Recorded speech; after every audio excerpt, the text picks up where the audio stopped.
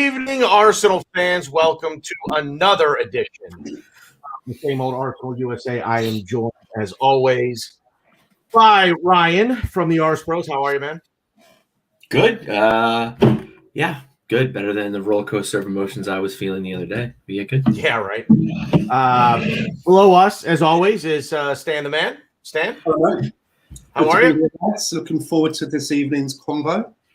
We're gonna have a good one tonight. I feel like there's a lot of layers to this onion to peel back. Not heard anything from Rohan as to why he's not here, so we do expect him shortly. He should be in the studio with us any moment now. So without further ado, we're going to give him about another 40 seconds or so till we get into it.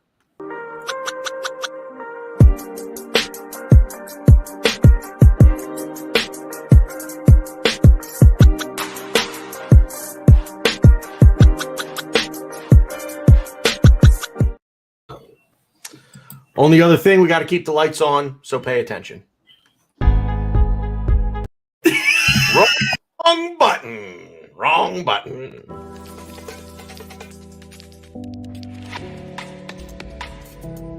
West Cork Beard Company make beard oil and beard balm for a strong, healthy, great-looking beard. Handmade from all natural ingredients in Clonakilty, West Cork.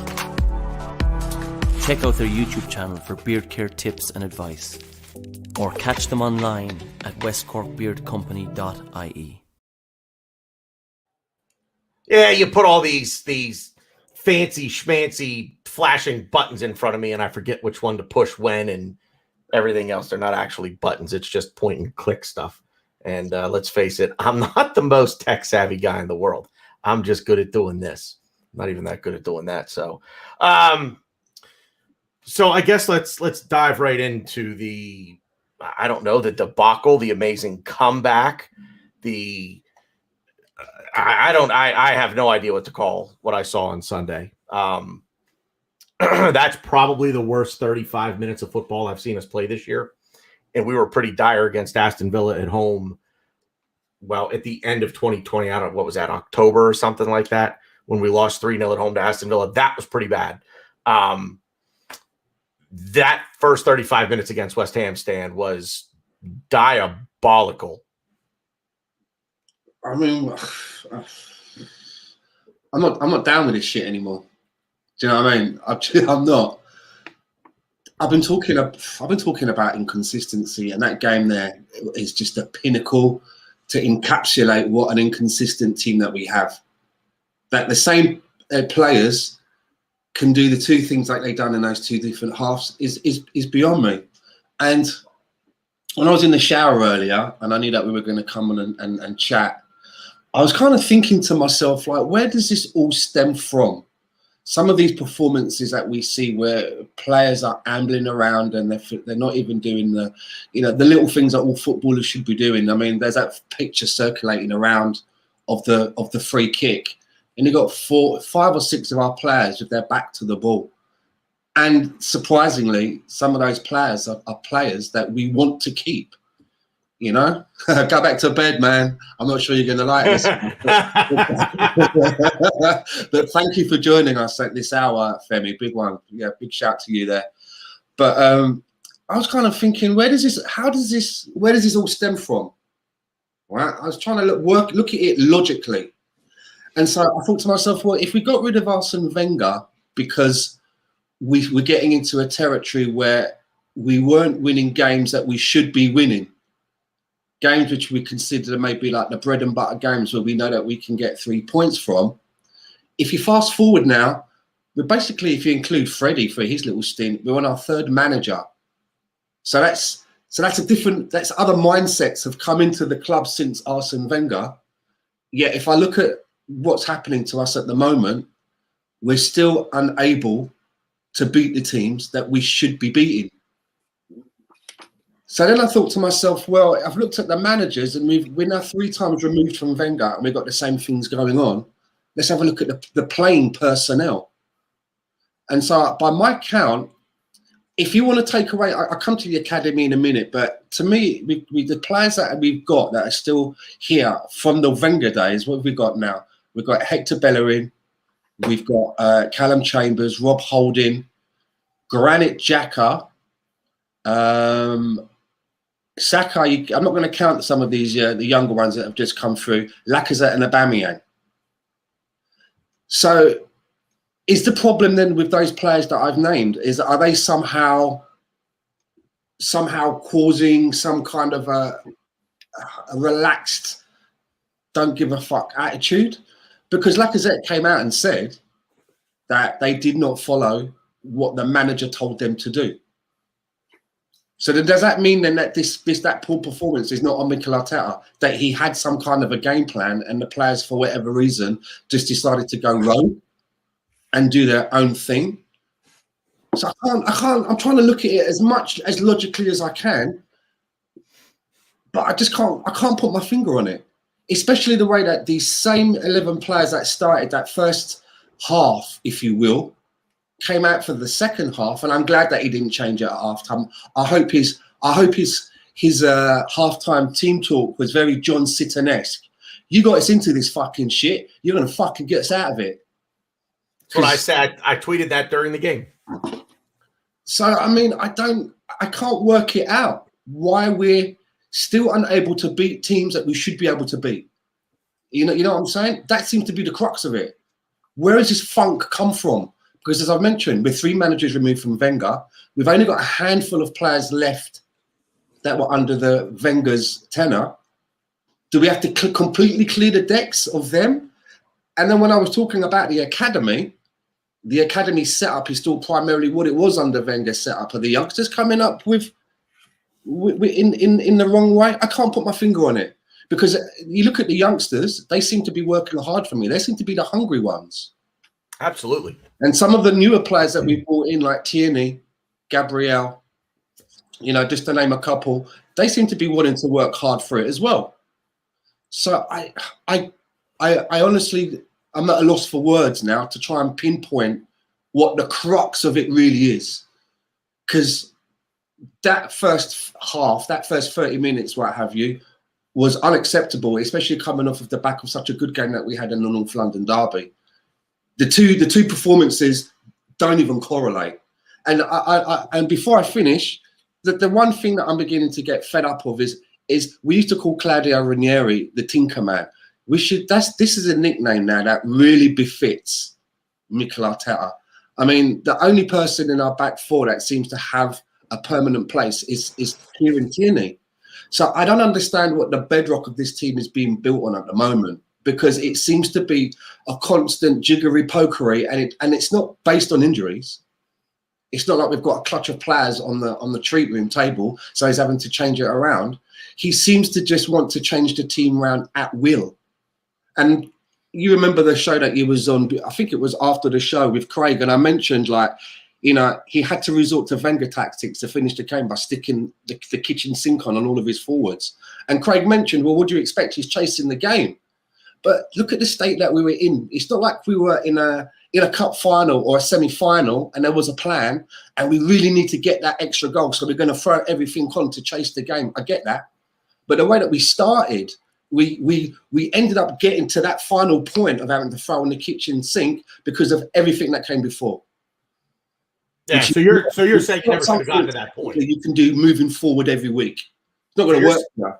You're saying it never should have gotten to that point, Stan, where we had to throw the kitchen sink on the pitch to try to nick the point. So Ryan, you want to try to take a stab at putting your finger on what this was? Yeah, I do. I kind of feel. Thank God. Well, thank God for that. Because if you didn't, I mean, you could have went to Rohan. Yeah, I was going to go. Yeah, I was going right to Rohan.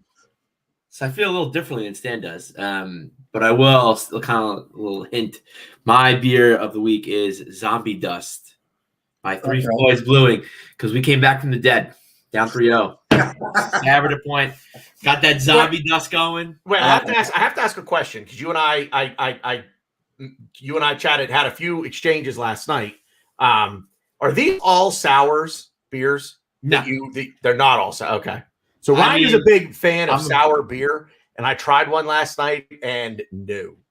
Yeah. And anybody has good Not my recommendations style, on sour beer or any beer in general that maybe you might want me to do a beer of the week, DM me on Twitter, put in the chat. I probably will forget it from the chat, so definitely like hit me up on Twitter. DM him on Twitter so because I'm always trying to change it up. I'm really trying hard not to. I don't think I have, but I'm not going to repeat the same beer. So need to constantly change it up.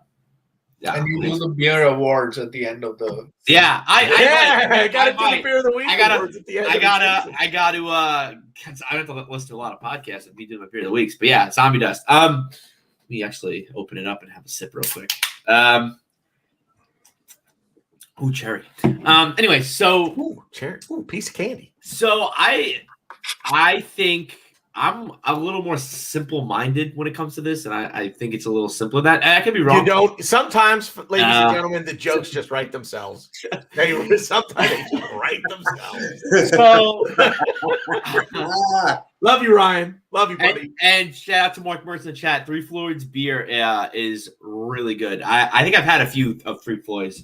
They're located, I think, Munster, Indiana. But yeah, I definitely a brewery I want to check out. But yeah, so. When I saw the 11, I was very surprised. Locke and Aubameyang starting. I never thought they worked together. I never really liked it. So it was interesting. I saw Chambers. I knew why Chambers was starting. Yeah, right. I knew Chambers. The physicality of West Ham. So I was excited. I always like seeing Chambers. I always think he's a very underrated player in our squad and someone who I think needs minutes. And I think he's someone that could be serviceable to our team, probably definitely as a squad player, or be put in for games like this. But you look at it, and a lot of changes when you see the game unfold. Saka's on the left, Aubameyang's on the right. Like I was like, I don't like this, and I'm thinking like, what's happening? And then they score, and they're like, oh, all right. And then before I can even process the first goal, they score again. And they're like, oh, well, this is just fan-freaking-tastic. I think we shut off. We didn't play well in the third. I would disagree. In my opinion, I think our 3-0 loss against Villa was way worse. I was way more depressed. Maybe because it was for the whole 90 minutes, but watching us play Villa when we lost 3-0, I was like, but to be fair too, like there were just moments in the game for the Villa game. I was like, holy, like what's happening? This is like my team. Like you could rattle off all the trophies we won, Invincibles, and I'm like, what is this? What is this? I didn't really think that watching the West Ham game. It was okay. We're a little not really in the game. Jet lag maybe from Olympiacos, even though the game was home. I don't know, but I think it was just Arteta made too many changes, which. And I didn't really, personally, I don't really like the changes. I see where his head was at. I think he kind of wanted to put Lacazette in. He wanted the goals from Aubameyang, but he wanted to put Lacazette's work rate in there. So he was trying to figure out a way to put them both in. Now, keep in mind, I heard Smith Rowe was not fully fit to start. And William didn't play. William wasn't even on the reserve. So with that being said, he had to make moves. He had to change it up a little bit. So I think the first 35 minutes, we were just trying to adjust, trying to realize all right, let's just kind of pass the ball around. Let's see what's going on. Let's try to get this adjustment going because I don't think we've ever had that 11 out in any game. But West Ham didn't let us. West Ham did not let us try to adjust, try to, bring in this 11, kind of solidify some kind of chemistry, some kind of, ball movement. Because what was it? The first 20 minutes of the game, they had 80% possession. So, you're not going to look good and you're not going to play to what you want to do. And Arteta even said after the game, he put that 11 out because he expected us to have the ball for most of the game, which we didn't. I think it was 80% possession for a decent amount in the first half. So I just chalk it up to just us kind of being quote unquote jet lagged. I guess just, hangover from us playing really crappy against Olympiacos and just adjusting to the lineup that we had. And West Ham was like, oh, you had a game on Thursday? Oh, you have a new lineup because Willian and Smith Rowe aren't playing. You have to change it up. Oh, yeah, we don't care. They're gonna just run the ball down our throats. And that's what they did. They made really long balls Cresswell was kind of pinging balls. Not Dawson. Bowen was making runs, and we just couldn't adapt because they just had possession, and we're used to having possession. So I think that's what it is. We did play bad. Don't get me wrong, and we did shut off, especially for that second goal. But I'm not as upset as most of the people here. I just think it was too many changes too quick. And West Ham are a good team. I think we're tied for them in points since Boxing Day. I think we're joint second place besides Man City. So, like, we're not going to beat West Ham down like we normally, the 5-1s and the 3-0s. It's not going to happen. This West Ham team is good. They have, their center midfield of Souček and Declan Rice. They're good. They're good physical players that if you don't match physicality with them, they're going to punish you. Souček bossed Xhaka in that first half. Bossed him. I don't care what anyone says. He bossed him. He out physical. Xhaka was not having it, and things happen. So it was nice to see that, we kind of put something together in the second half. And shout out to Tony Turner. He's been saying this, having Thomas Partey as the lone defensive midfielder and having Smith Rowe and ESR on both sides. And I saw it and I liked it. I definitely was a fan. But, we're going to play teams that's not going to work. I think that formation is only reserved for certain games. And that's kind of what I'm starting to see with this team is we have players to where we could change formations. We have a right back that could match physicality with the Burnleys, the West Hams, the Brightons. Do you want to play him against like a Man City or Liverpool? Probably not. Yeah, I get that. But, I think, we showed a lot of courage coming back. Or I don't know if courage is the right word, but we showed a lot of testicular fortitude being down 3-0. Little Jerry the King Lawler action there. And I'm happy. And to be fair, too, I'm a little biased because I didn't watch the game live. So I knew the score and I knew kind of what had happened. So I'm probably a little more positive than the average fan, but I'm happy. I like the way we played in the second half. I like that we have players to do different things. So if we're down 3-0, or if we need to score, or if we need this, we need that, we have changes, we have things set in place. Now, question is, we need Arteta to make the right changes, and I think he did on Sunday. But as the past has said, he's had a little trouble with the substitutions. But for me, all in all, I'm happy. I think we're a lot better than what we were. I guess you would say like the game before Boxing Day. I'm real excited what we're doing, and I don't know, man. It's like I don't know anything that's worse than falling in love with a lone player. I don't know because ESR Odegaard is just he is. We'll get there. Let's not blow our loads just yet. So, Rowan.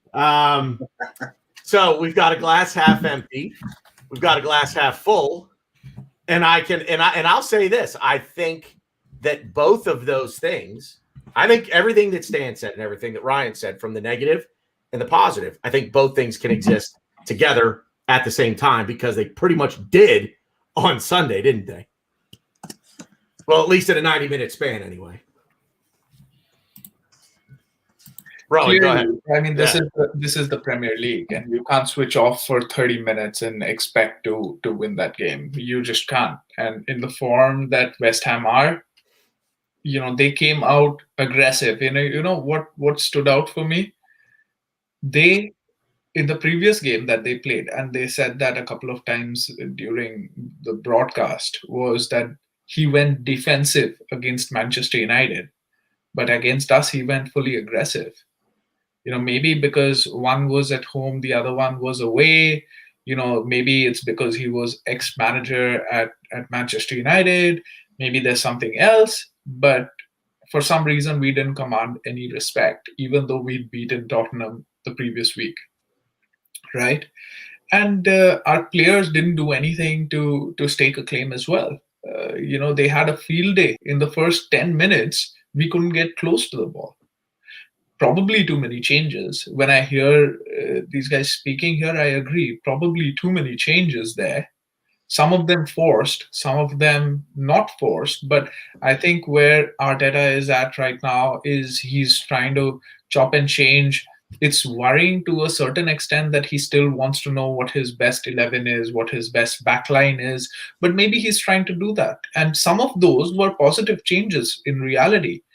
Chambers, for me, was contender for man of the match. He really played well.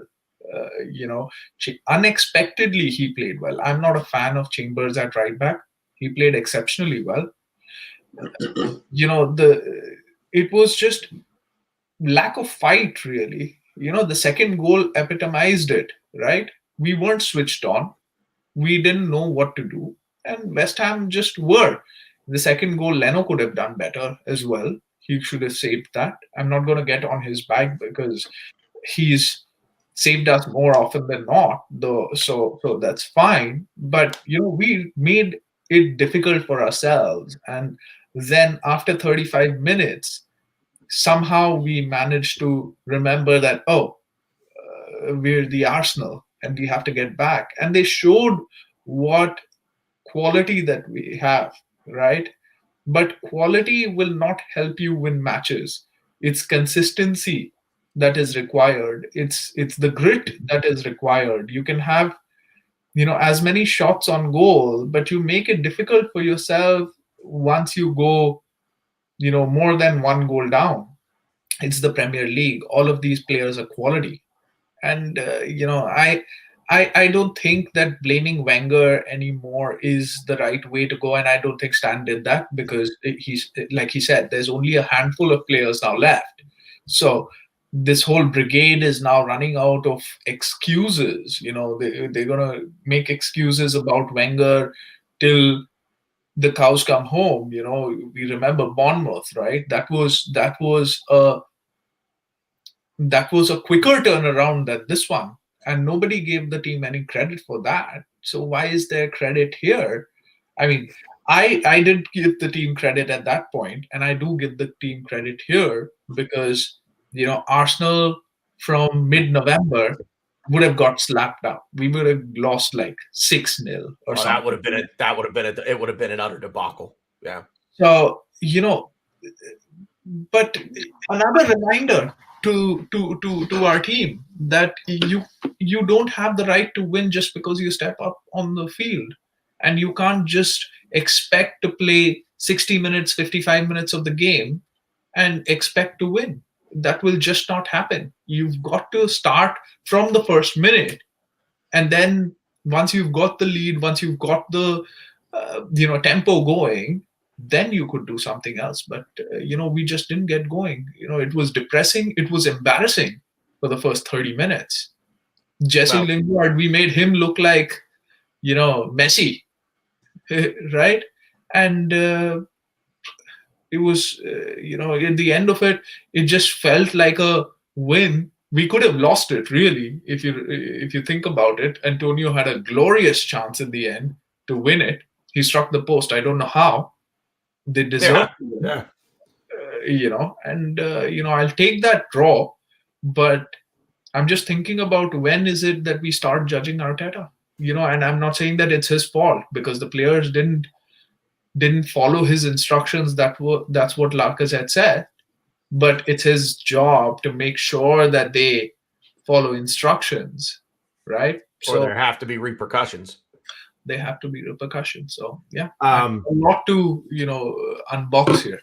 The one point that I want to make is the one thing that I keep hearing, and I think at one point I heard it from all three of you, and I see it on Twitter a lot, is the carryover from the North London Derby and the effort that we put in for 75 minutes there didn't carry over into this game. Well, there was a game in between there that we just totally blew off. We barely got out of bed for it. And that is what carried over. There was a carryover from the previous match. It was the match against Olympiacos. That mentality was what carried over into the first 35 minutes here. And if you ever notice, that the way we end matches is the way we typically start them.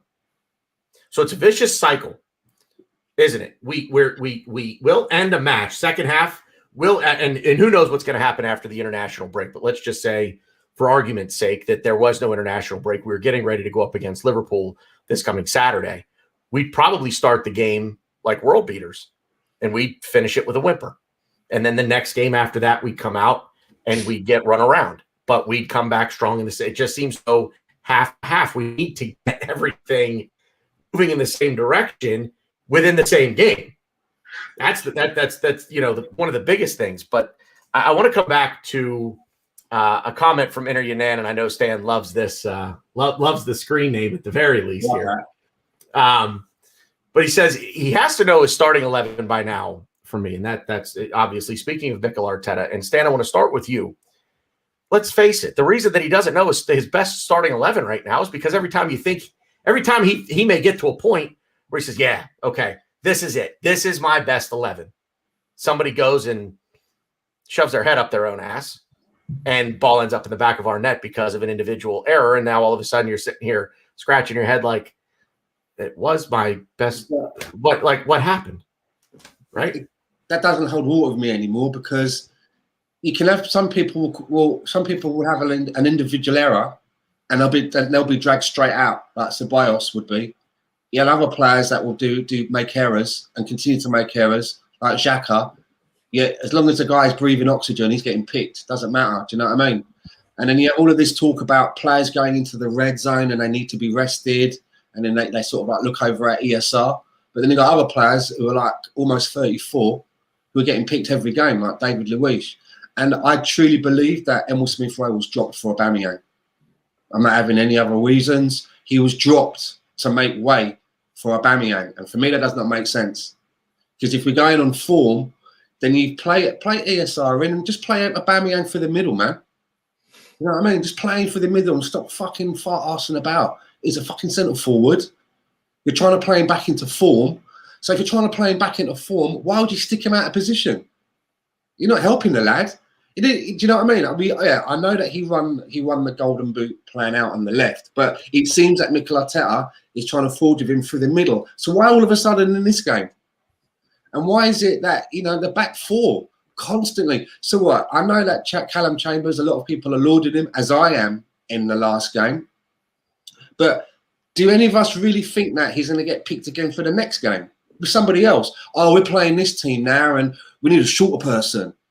Oh, so we're going to pick Hector Bellerin. In the next game, now we need a guy who's got a bit of a moustache on him, so we're going to pick Cedric. It's ridiculous. It's just pick a back four, let them bed in.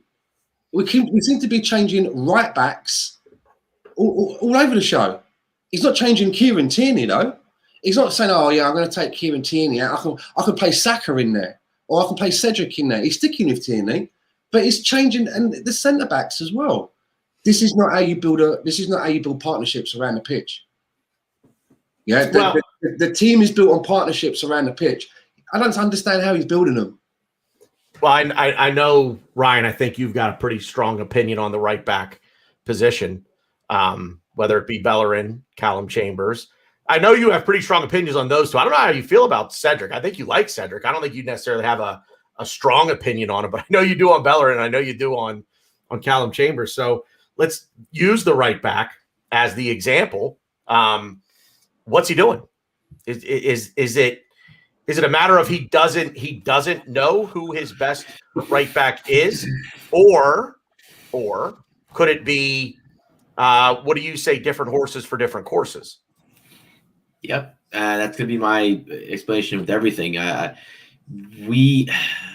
When we kind of like get to that upper echelon, when we get to competing for the Premier League, we might have a best starting 11. But for right now, we're not there yet. And for right now, we're not going to have a best 11. We're going to have players, different horses, different courses.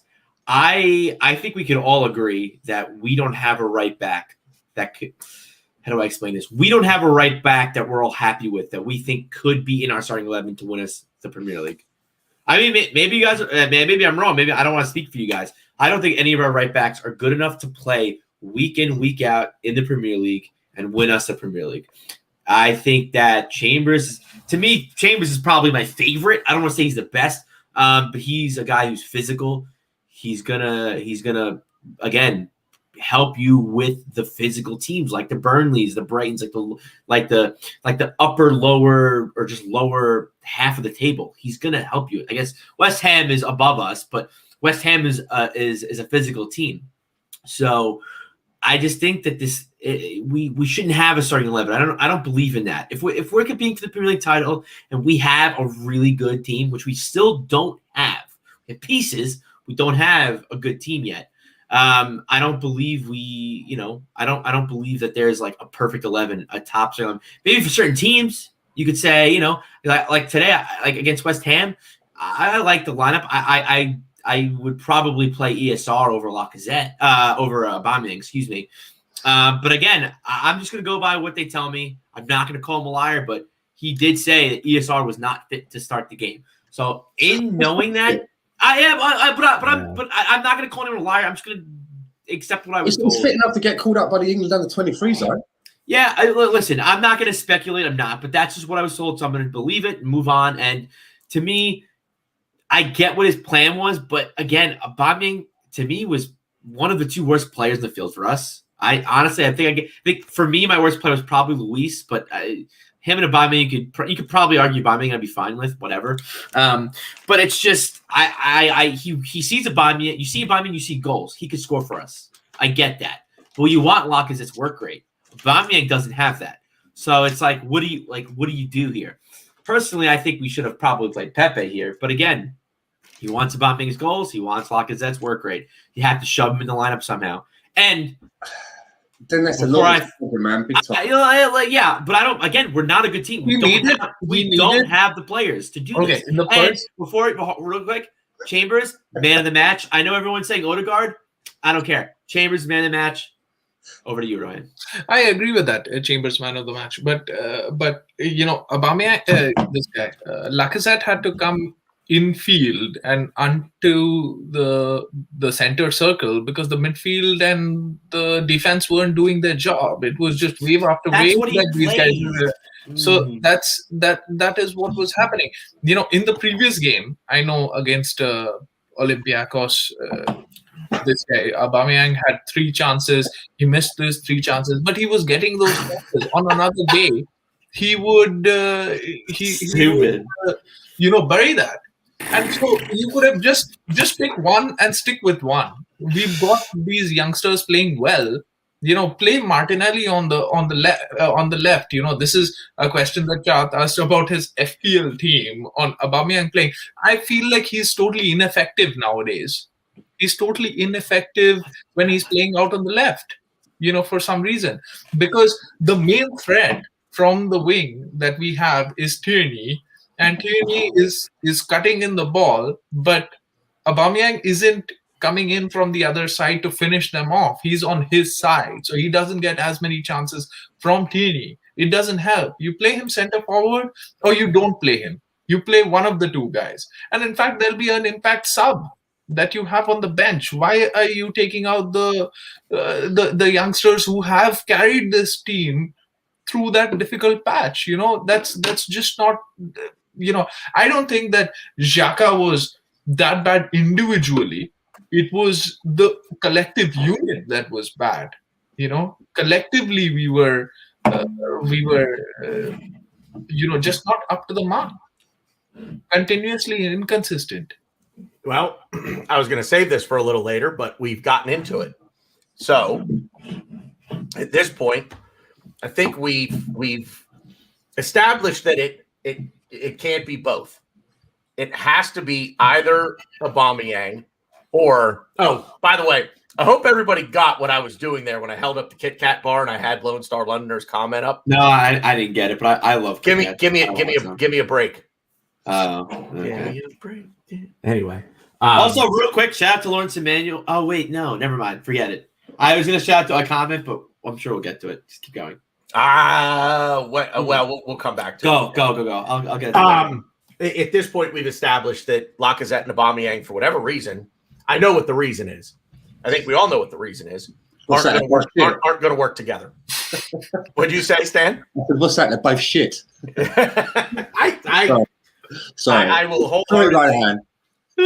wholeheartedly disagree that Lacazette. Wait, What did Stan say? Sorry, I was typing something. That they're both shit. Lacazette and Aubameyang? No. I'm being facetious. Yeah. Oh. So at this point, Stan, who gets the start for you? Oh, fucking hell. I mean, if we're talking a best 11, and for the most part, we need to be playing the best 11 from now till the end of the season. And Ray is spot on here with Ray. this. They can't be shoehorned into the same lineup. We don't have a best 11. Is there no way that we can find a formation that can have the both of them playing up front? Is there no way that Arteta's not going to do that. Arteta's not going to do that. I mean, there is. They don't work well together. They're two different strikers. Well, I disagree because okay, then obviously it's obvious, right? You've got to start with Aubameyang going through the middle with Lacazette coming off the bench. He's a captain.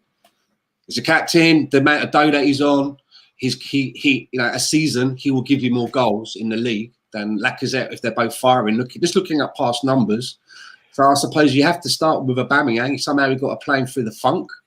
Somehow we've got to hope that he's just having a bad run of form and that he hasn't literally gone over the crest of the hill and is going on a downward spiral. A little bit like when what's his name? Torres left Liverpool for Chelsea, and it's kind of like the goals kind of dried up. It dried up real quick. Do you know what I mean? So I don't know, but just going back to because I'm laughing at Mike's. Mike says Stan had to play his MRIs and X-rays forwarded to his phone daily. He knows, and he's right. I'm looking at ESR's MRI scan right now on another screen, and he's fit as a fiddle. But I'm not having this like, well, he's not fit enough to start. Why can't a player start? If they're on the bench, they should be fit enough to play. So then why can't he start ESR and then take him off? Right. Why isn't he never fit enough to start? Why can't it be he's not fit enough to finish? I'm telling you now, ESR was dropped to shoehorn in Aubameyang. He was dropped to shoehorn in Aubameyang. I would put money on it if I could get inside Mikel Arteta's head or put him on a polygraph so that we know that he's telling the truth. There's no way. He gets called up to the England under-23. He comes off the bench. He was dropped for Aubameyang, and I don't like that. He's not being decisive. He's trying to fit both Lacazette and Aubameyang in, and it's plain to see now that if we're not going to play a formation that has two up front, then I think you just got to start with Aubameyang. But see, Stan, you answered your own question. You're like, why are we playing Aubameyang? Why are we doing this? Because he's on a lot of money and he's our captain. You have to, and I don't agree with that. Just because you're the highest paid player and because you're the captain, you're not playing well. You're not playing well. You shouldn't play. Aubameyang was terrible. I said though, which was the most important, was if we look back at the records, he's going to give us more goals in the season, right? Lacazette's nowhere near 20 goals a season. He can't even beat Giroud's record in a season. I agree, but Lacazette is, in my opinion, I think technically he's a better player. He's playing better, and I think he actually had a really good game. And I think he helped us out, and he did a lot of good stuff for us. It's just a very tough because, and if you go back, I know people are gonna be like, oh yeah, but that's just the season. This season, they both have the same amount of goals in all competitions. Lacazette's played a lot less. I tweeted at I think Kelly from Not an Arsenal podcast the exact minutes. But Lacazette has the same amount of goals, and he's played a lot less.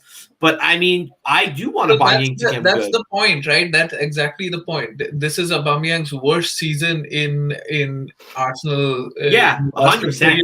And he has the same number of goals as Lacazette, who's playing really well. That's see, I don't think Lacazette's playing really well, though. Just look at the last 2 weeks. I don't think Lacazette's playing really well. Hang on. What, fellas? One at a time. Rowan, go ahead. Ryan, just rebuttal. look at the last 2 games. Lacazette is in a bit of a purple patch right now, right? He did play well, and he plays well for the team, right? But he's on a bit of a purple patch. He absolutely squandered that shot in against Tottenham. He won the penalty there. This shot, the first goal that he tried to score, was off target, and it went in.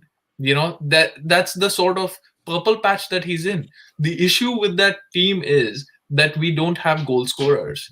We've got very creative players. We've got the Saka. Saka had that one-on-one chance. He tried to be too clever there.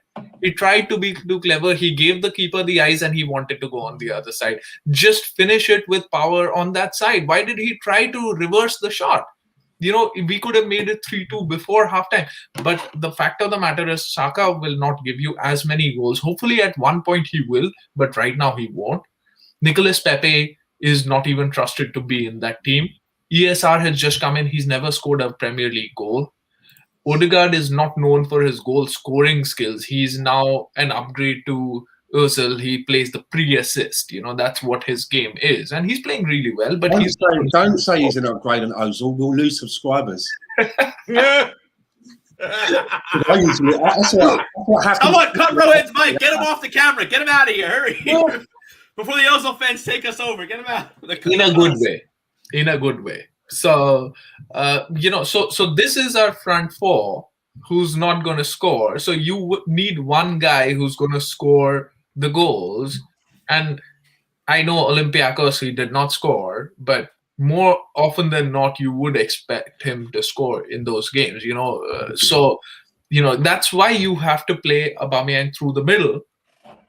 But maybe the argument is right now that Lacazette is in sort of a purple patch. But I don't agree with the fact that, because he has more work rate, so he should play. That all of our strikers need to be midfielders. Our midfielders need to be defenders, and our defenders aren't defending. That's the problem. We are just plugging holes. And for how long are we going to continue doing that? One thing that I want to get out of this season, I do understand that our front line is getting changed. There are youngsters there are injuries there, etc., etc. We've had a fairly settled back four, but we don't know our centre-back partnership. Why is that? Going into next season, we're almost at the end of the season now. We don't know our centre-back partnership. Are we going to do the same thing again next season? Won't surprise me. Maybe this is his way, right? How do we know that this just isn't the way that Mikel Arteta runs things? But I'd like to answer a question, but before I do, Rohan coming up with that Aubameyang, do you know what I mean, has scored not as many goals, but he's still matching Lacazette, who's working just as hard. When you came out with that, Rohan, that just reminded me why, if we ever meet up, I ain't never playing chess with you, man. That was a checkmate. And Ryan, you walked right into that one, man. That was I don't think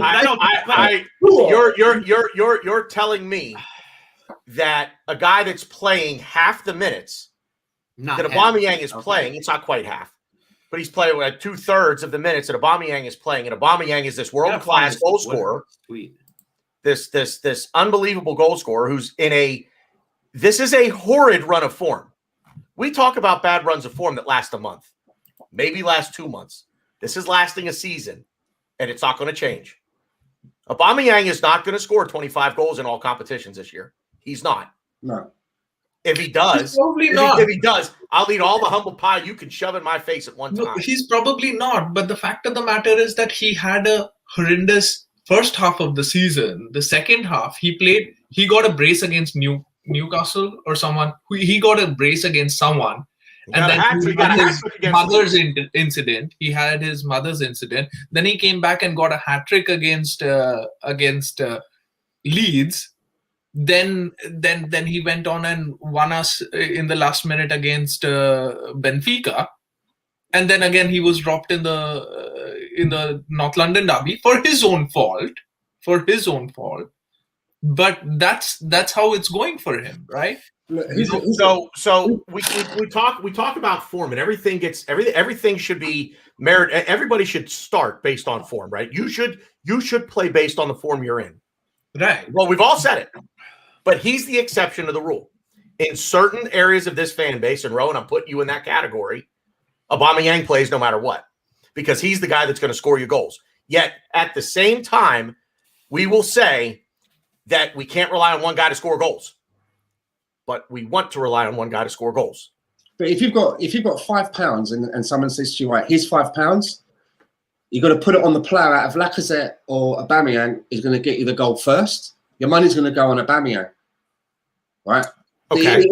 If you're going to put money down and say, out of these two players, Who do you think's going to get you the first goal the next time they play? You're going to put your money down on Aubameyang, because I want a number 9 or a centre forward that's going to score me goals. If I want a centre forward that's going to have work rate, excuse me, but I don't want Emil Heskey as our number 9. I don't want that. Or Roberto Firmino. I want a centre forward that's going to be the spearhead of the attacks, and when he's fit and when he's playing, he's going to put his chances away. What I would say about Aubameyang of late is that he does miss a lot of sitters, and it annoys the shit out of me. And I never felt, and I'm sorry, Rohan, you might want to cover your ears at this one. As much as I like Aubameyang, he's not a world-class player. I don't believe that he's anymore. I think that he's a good player. Maybe he's somewhere between good to very good. He's not a world-class player because he misses too many chances that he should put away. And I'd like to answer one quick question. Ray Anderson said, Stan, you can't say if he's on the bench, he is fit to start. I think it was my comment about ESR. I disagree totally. Some players can only manage 30 minutes. So in your opinion, ESR must start and play 30 minutes. And I'll answer that by saying, I'd rather have that player start for the first 30 minutes, which could get us into a position so that when we go in for the first half, we're not 3-0 down, than not playing him, get going 3-0 down, and then having to put him on and hope that he can drag us out of the shit. I'd rather have him on for that 30 minutes to help give us a bit of a cushion and then take him off. That's just me. So let me get Stay Fresh's super chat in here. And by the way, thank you very much for that. Real on the topic of super chats, everyone, and we really appreciate it. Believe me, we do. The link is in the description for our good friend Tony Turner, and I apologize, I was remiss over this at the beginning of the show. But please, in lieu of the super chat, we would very much like to try to help Tony, as Stan so eloquently puts it, get his peg. So if you could please, if you're feeling the need to give us a super chat, I'd much rather you just drop a line in the chat with your comments. Say, in all caps, I donated to Tony's GoFundMe for his prosthetic leg in lieu of the super chat, and I would be more than happy to read your comment. You don't need to put up the donation amount. That's personal. That's your business. Where's Colorado Gooner these days? When we need him most. But Stay Fresh says Lacazette has just about 75 minutes more than 75 minutes more played than El Neni, and Aubameyang has never been successful down the middle here. It's an argument without proof. And there was one other thing that he just said here, and this is, at the end of the day, this is the bottom line for me, because it is a team game, and it's not about who's going to score the most goals. What matters in terms of who scores the most goals is the team, not the player. Aubameyang could score 30 goals in a season, but every time he doesn't score, we don't score, and we're a pretty shit team without it, right? If that were the case. This is the other thing I'm going to bring up. The team play better right now with Lacazette, and that's fact. And it is. That's fact. And that's down to, I'm not cutting anybody off the knees here, because I feel like that's where this argument is going. It's, you got to cut Aubameyang off the knees to make Lacazette seem taller. In real life, that actually might be true. Or you've got to cut Lacazette off the knees to make Aubameyang seem taller. This is down to system. And Lacazette fits the system better than Aubameyang does. And for those that argue, well, I'm going to give Ryan the rebuttal, Rowan, because he wanted his rebuttal. But everybody wants to bring up, well, last year, Aubameyang, look at last year. Different system last year. That's why Aubameyang was successful in the system last year, because it was a different system. Ryan, the rebuttal is yours, my friend. Shit, I forgot. Are you kidding me? Are you kidding me? I remember. Oh, the only thing I really wanted to say, dude, my memory. Hang on. You do know you're arguing with a lawyer, right? Yeah, no, I know. If this were a court case, he'd wipe the floor. Or I do remember, and I just want to seem dumber, just so people take it easy on me, because Rohan always kicks my ass. You want to see again? The jokes just write themselves. Yeah, no. The only thing I will say is, I completely agree with Rohan saying, but what Tanner said, Lacazette is a better team. I know it's weird to say he's a better team player. I think Lacazette offers the team more. He's better in the system. He's better. Yes, do that, please. Do that right now. He offers more for us. He offers more to the team, and with his form, with his form, yeah, like you play like I said all the time.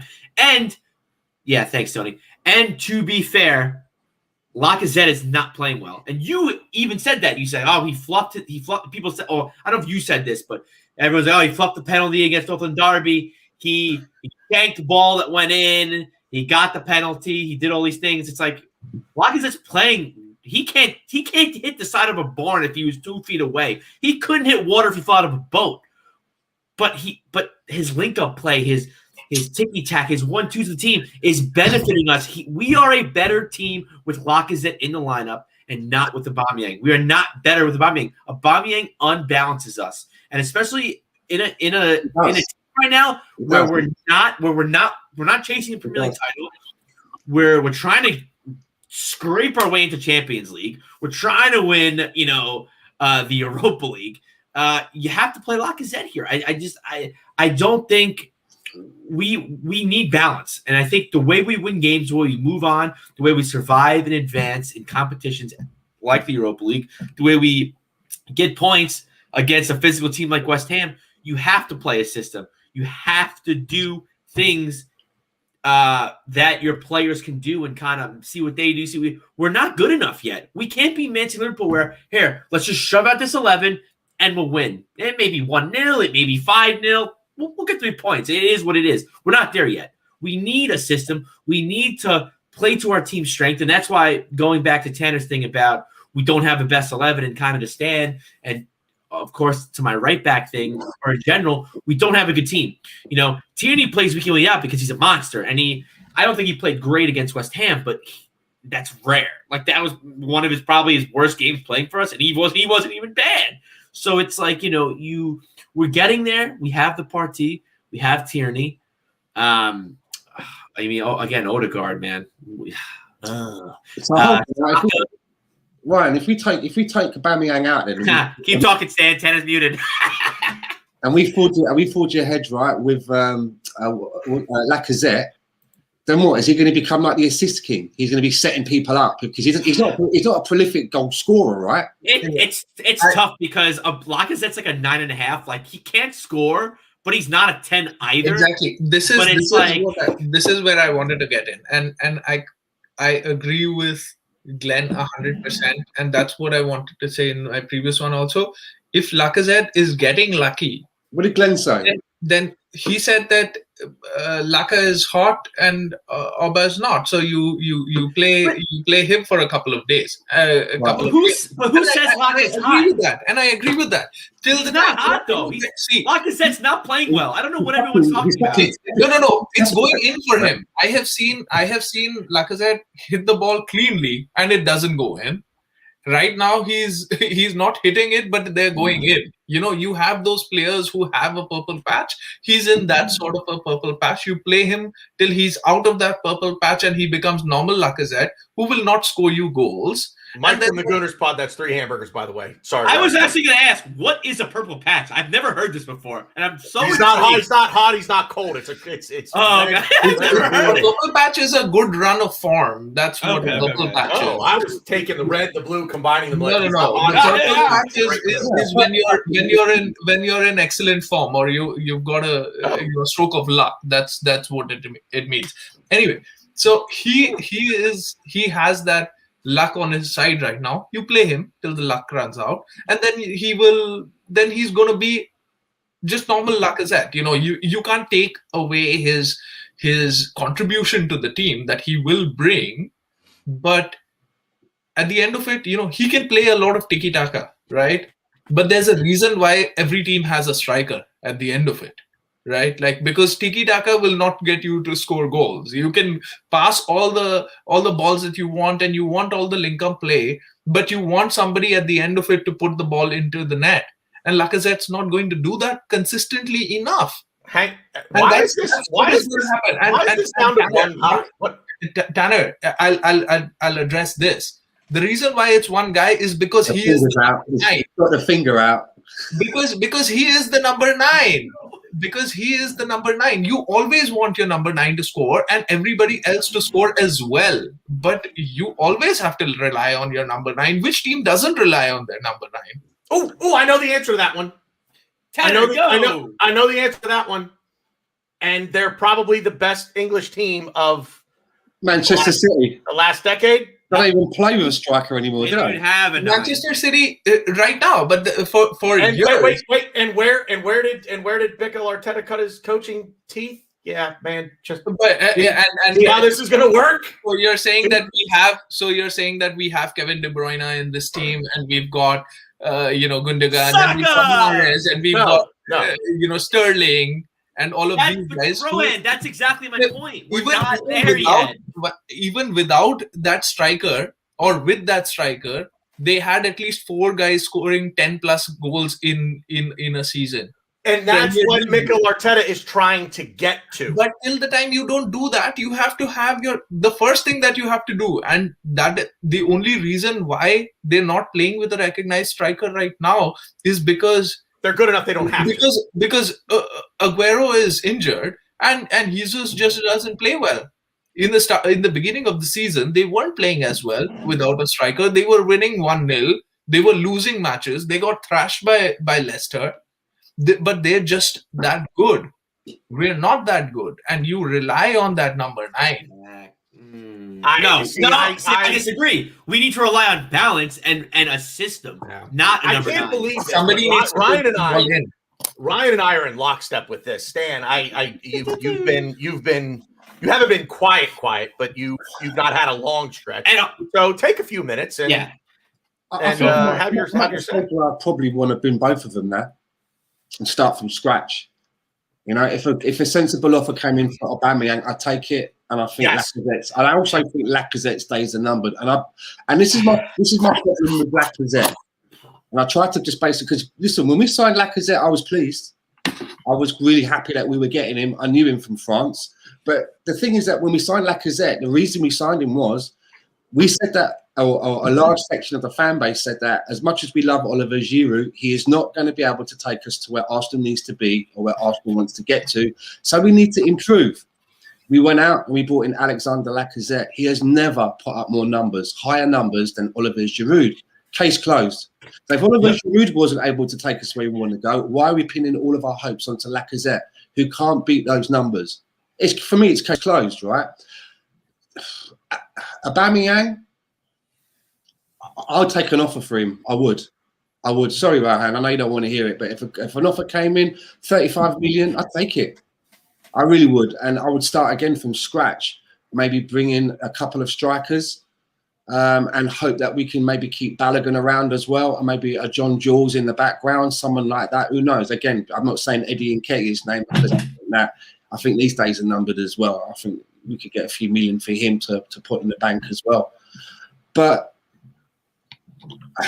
I mean, someone said in the chat box, well, we got Aubameyang and Lacazette, different games. We can play them for different games. Let me put it to you this way: have you ever seen Tottenham say, Harry, I know you're fit, but you need to sit this one out. Yeah, I'm going to play such and such through the middle because that team that we're playing, their centre backs will get the better of you, and it's not a game for you, Harry. It doesn't happen. It doesn't happen. They were playing through thick and thin. And that's what big clubs do. When they have their big number 9, you play them through thick and thin, because hopefully you've got a goal scorer that is part of the team and is a prolific goal scorer. The only prolific goal scorer we've got on the side is Aubameyang, who's going through a slump. As I say, I don't know whether this is a bad form or whether he may have gone over that crest of the hill. Who knows? Who knows? So I'm kind of at this, and I'm at the stage now where I'm like, fuck it, bin both of them, man, and start from scratch. Let me ask one question. We're going to do a little experiment here because I want to see if it'll actually work this time. Because I say this and I never get the desired result. I want a one-word answer, yes or no. If Aubameyang were offered, if Aubameyang were offered a contract where he would score no goals in the season, but the team would win the league, you think he'd sign that contract, Ryan? No. Rowan. I think but he gets minutes, right? He plays, he just doesn't score, but the team win the league. You think he signs the contract? I think he might. I don't know. Stan? Oh, that didn't sound so confident. Am I saying would he take the contract or would I want him to? What do you think Aubameyang would put pen to paper? Do you think he would sign that contract? No goals, you play, no goals, you win the league. It'd be embarrassing, wouldn't it? Surely, for you just your own personal esteem. I don't see how you would want that. The goal scorer. Exactly. I mean, obviously, this is coming from a man with a chrome-colored Ferrari with a number 14 on it. Now let me ask this: Lacazette, same question. Lacazette, does he sign the contract? I would still say no. I'd say no. I would still say no. I think Lacazette signs contract. I don't think any player. I think no player bar El Neni would sign that contract, and maybe Leno. I think there are a lot of players. I mean, defenders would sign it in a heartbeat. Now, and this is a bit of a catch-22, though, isn't it? Because this is just my personal opinion. But when it comes to your striker, your number 9, you want him to be ruthless. You want him to be selfish. You want him to want to score those goals and almost sort of put himself above the team. Don't you kind of want him to have that attitude, right, Rohan? You want that arrogance that Aubameyang does have. Yeah, I guess so. You want that. The only reason why I said he might is because he got subbed off and he was on the on the touch line in this previous game, and Lacazette scored. And the way Aubameyang celebrated, I thought he wasn't subbed off at that point. I almost thought he hadn't been. I was like, wait, did I miss something? Exactly, right? But he did. He was subbed off, so he's just as happy with that. He's plenty of times he's given away penalties to Lacazette to bring him in form, things like that. But yeah, we are talking about extremes, and you never know. But you want the striker to be lethal, and probably he's not. He himself is too nice in that way. But I think that he's probably the best that we've got. That's what it is. I wouldn't agree to bin him completely next season, although I'm not happy with this season, and I do blame him in the first half of the season, at least for his work rate, or lack thereof, but I wouldn't bin him completely. First of all, we wouldn't get enough money. Second is, even if you do get 35 million, the fact is that unless we win the Europa, we're not going to be in the Champions League. And, if we're not going to get a top striker. And, we're going to rely on completely new faces in the Premier League, which is tough. I think Danny Ings would come to us. Yeah, Danny Ings, Aguero. We need some more people to go to our back room, and our medical staff needs to get busy, right? The bottom line, in an ideal world, we need a striker that legitimately has traits of Aubameyang with his direct play, go at a defender one-on-one, and just that blistering shot that he has, and he can pretty much put it anywhere he wants in the net. But somebody that also has the traits of Lacazette with the work rate, the ability to hold up play with his back to net. But then, and I can't believe I'm going to say this, but you'll understand why I say it, but also that has a little bit of Olivier Giroud in him in terms of maybe not just the height, but the ability to head the ball, and that comes with height. But we need a little bit of all three. And that's the thing. Aubameyang and Lacazette are both flawed strikers in their own way. I don't know that the perfect striker out there really exists. I mean, the striker has to play within the system that he's given. That's just. I mean, I think Robert Lewandowski for the money is the best striker in the world. That's just my opinion. But he's not particularly adept at. He's not the biggest guy in the world. He's not particularly adept at heading the ball. Now, I don't have stats in front of me. For all I know, he's could have scored 25 headed goals this year, and I'd look like an idiot more than I normally do. But I just don't think that perfect striker really exists anywhere. But ideally, that's what we're looking for, right? Because neither Lacazette nor Aubameyang are the perfect striker for this system. I think one is better. I think one is better than the other. Go ahead, Ryan. Again, it goes back to us not being that good. If we were competing with Man City for the title, you play Aubameyang all day long, and I'd be okay with Aubameyang being our striker. He's had a rut. It's fine. Lacazette is here to kind of bridge the gap, to kind of get us where we want to be because he's better for the squad. He's a better player. And I said this again, and I'm going to keep saying this because I feel like you said I think Lacazette's playing well. To me, this was his best game of the year. I could be missing a few games here and there. For the Arse Bros, when we do like our positives and negatives, this might be one of the only times I've given him positive points. So he's not playing well. Lacazette has not been playing well for us. So to compare them to compare both of them, they're both not playing well. I think we're getting carried by, again, I think we said this today, and we've said a bit, other podcasts.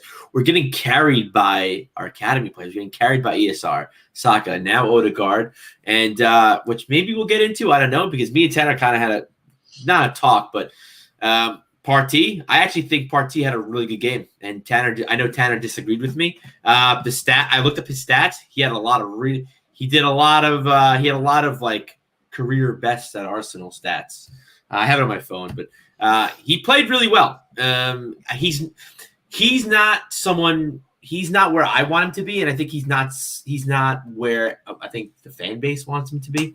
But again, I think it's just I don't even know where I started this, where I was talking about, but you want Lacazette to kind of you don't say. Yeah, same old Ryan here. We need Lacazette, and to Stan's point about binning both of them, I would have loved to bin both of them last season. I think we're too far in this rebuild. We kind of need them. We kind of need their. You need one or the other. We need their experience. We kind of need their. Because they can score, to be fair, Lacazette, the deflections, and he's scoring. Is it pretty? Is it intentional even? Probably not. Take a few deflections here and there, but you're damn right? But it's just we're not good yet, and we need to just take these guys and get us to where we want to be, and hopefully, I think I would love to buy Stan's boy. I can't even say his name. I've had Edouard.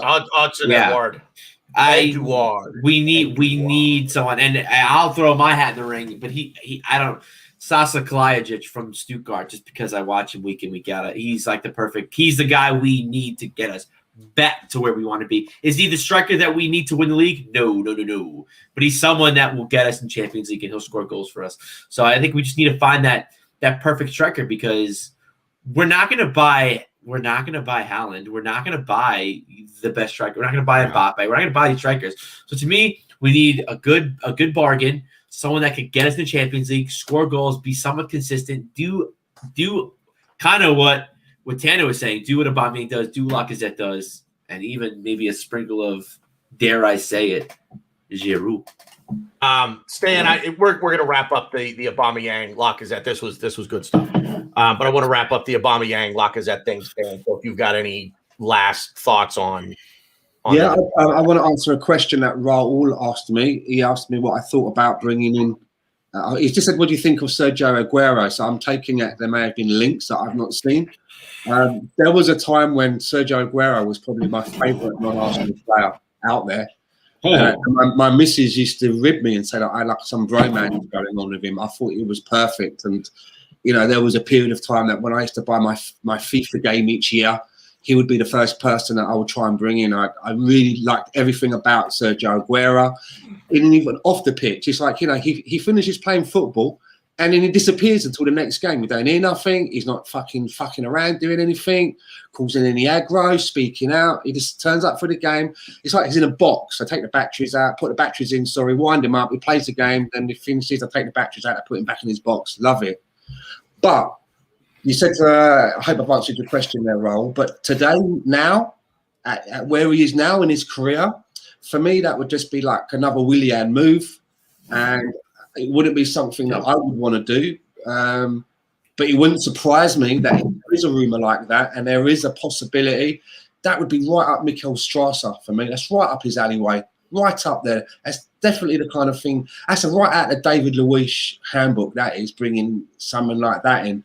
Whereas what I would like to do, I think if we were talking about binning both of them and starting again, we could probably do well with. What about bringing in two people? What about bringing in my boy from Celtic, who I've been talking about since day one, Oderson Edouard? But what about this lad down in the Championship at Brentford? Ivan Tony. I mean, again, it could be a gamble, right? I mean, I don't know what the going rate on someone like that would be. Why can't we do something like that? A step up from the Championship, there'd be hunger. We've already brought one lad down from Celtic and he slotted in all right. I'm sure, if we got Tierney on the phone to him, he could say a lot of nice things to him about Arsenal. Probably get him around about the same price that we got Tierney for, not much more probably. I think it's doable. We start afresh. We start again. Because as I said, if I go all the way back and circle around to what I said at the beginning of the show about I was trying to put my finger on it, I boiled it down to, is it a group of players? Is that the common denominator? That's the hangover from what went before? And do we have to completely scrub the decks of everything that went before? If we do, then Lacazette and Aubameyang, they've been there they've been there from the Wenger days. Maybe it's time to move on from that. And to be fair for Aguero's, I just want to say real quick to Aguero's thing, he has been injured. We talked about this, but he's not. He hasn't been injured for as long as people think. He's been back with Man City for quite some time. He's been so bad that he had a really bad back injury, I think, early in the season. Since he's came back, he's been terrible. He's been terrible. Pep hasn't been playing him, and Jesus just looks like he couldn't be arsed. He comes in, they try to give him a thing. There's a clip, but I think we brought it up last week or 2 weeks ago. He's about to come on. I don't know if it was against us or someone else. And one of these coaches is trying to go over like what to do. And he's like, get away from me. I'm going on. Leave me alone. I'm going to do what the fuck I want to do. But yeah, I think Aguero doesn't make any sense. And he's someone that he's not even playing well.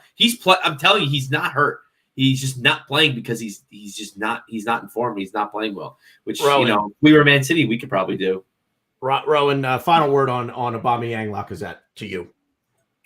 Play Lacazette till he is on this good run. Then we'll all come back to reality. Over the last 2 seasons, I can think of more times that Lacazette he scored a goal from a deflection or a mishit, the ball hits his standing leg or something, then I can remember goals, him scoring goals like intentionally, barring penalties. So, that's what it is about. But he does the work, and I love him for his work rate. I really do.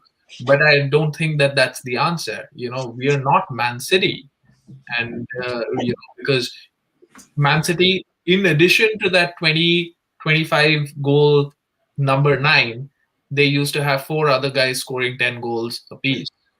But now we don't have that luxury. So we have to have our number 9 scoring goals or giving us the best chance of scoring goals.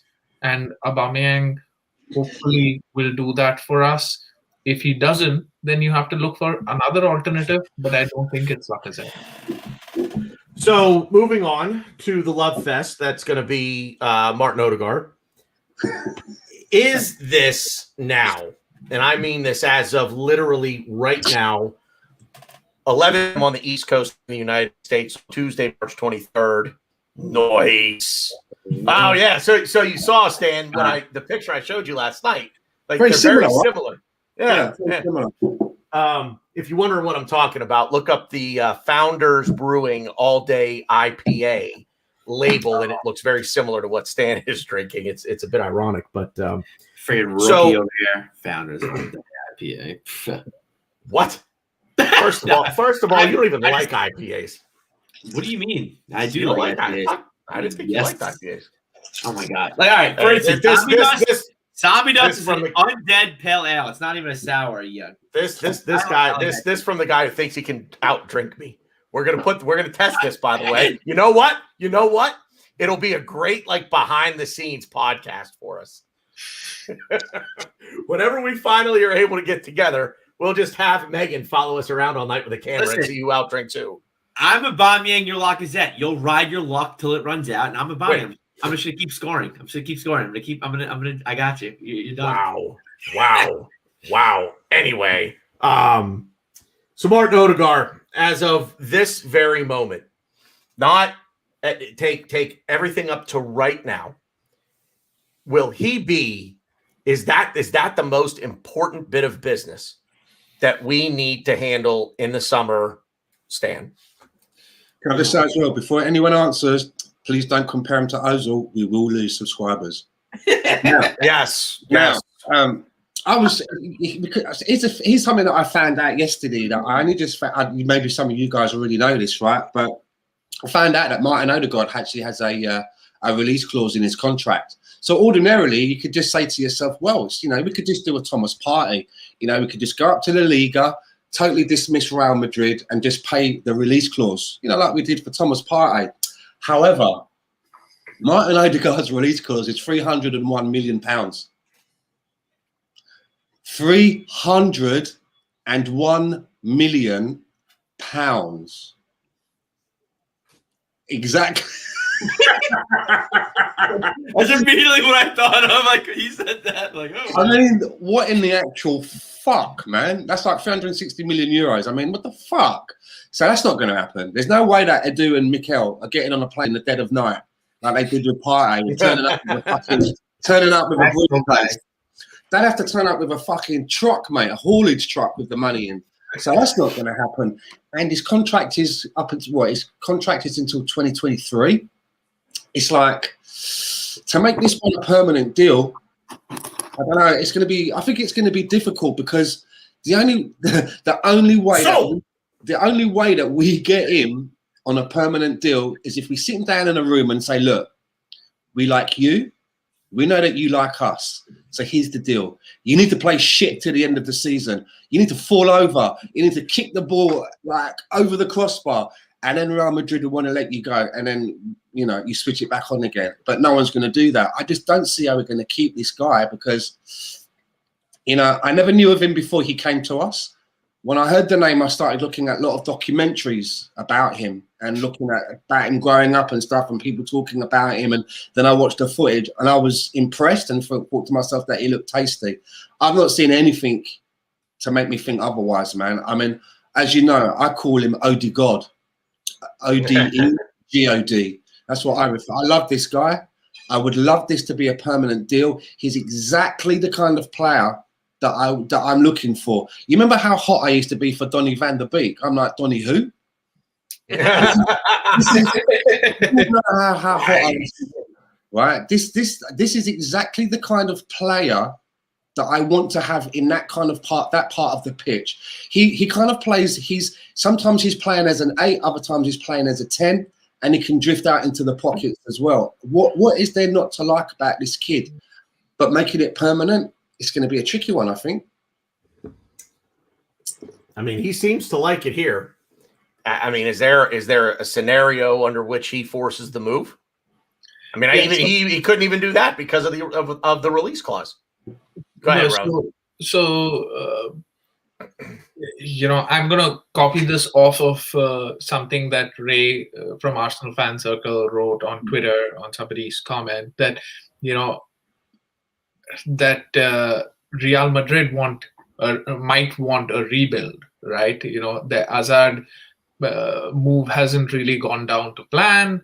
They haven't really, played that well. Particularly, they might go out against Liverpool in the Champions League. If they don't, then Chelsea is definitely going to beat them and they'll go out. So. And Atletico might win the Spanish league, and they might want a superstar. They might want an Mbappe, or they might want a Haaland, for which they'll have to generate cash. And this guy could be the fall guy for our benefit. He could be the guy who could make way, because he's never really stamped his authority in the Bernabeu. For some reason, he's just not got into the team.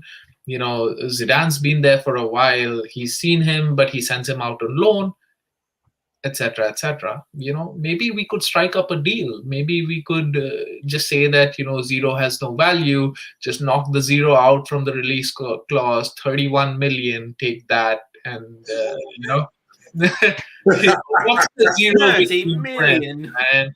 Like, so just make that deal happen. That's what I think about the deal. And meanwhile, right, Danny Ceballos is sat on the sidelines going, "Hello."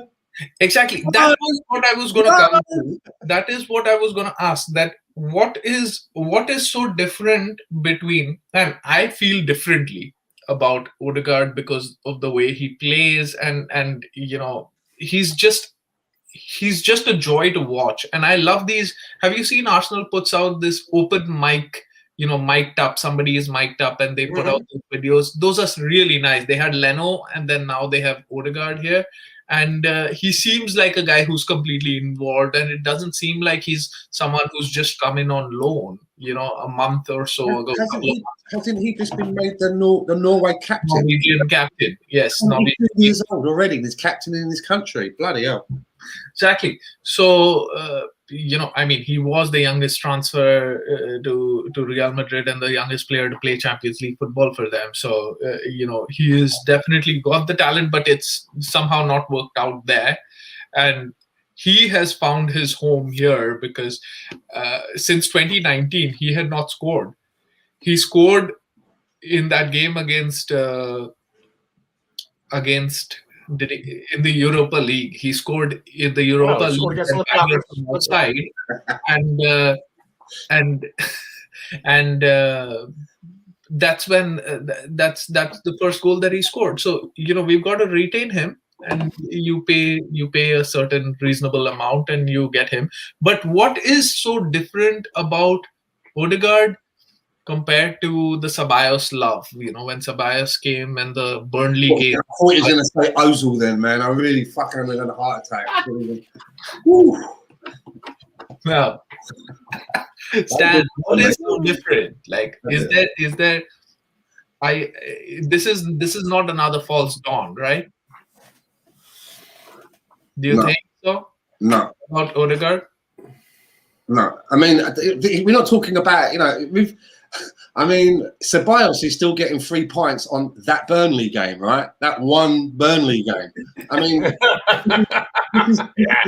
this is a different gravy, right? Do you know what I mean? And I really hope that all of those people that were cooing over Danny Ceballos over that one Burnley game because he comes from Real Madrid can now take a step back and make a comparison of the impact that Odegaard has got. This is what should be getting you excited.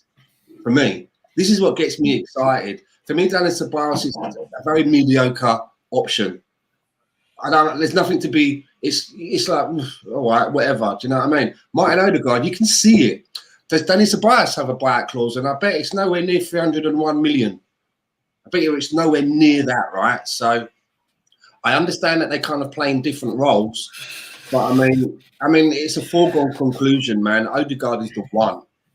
He is the anointed one. You know what I mean? He is the one. Wow. He's the one. Wow.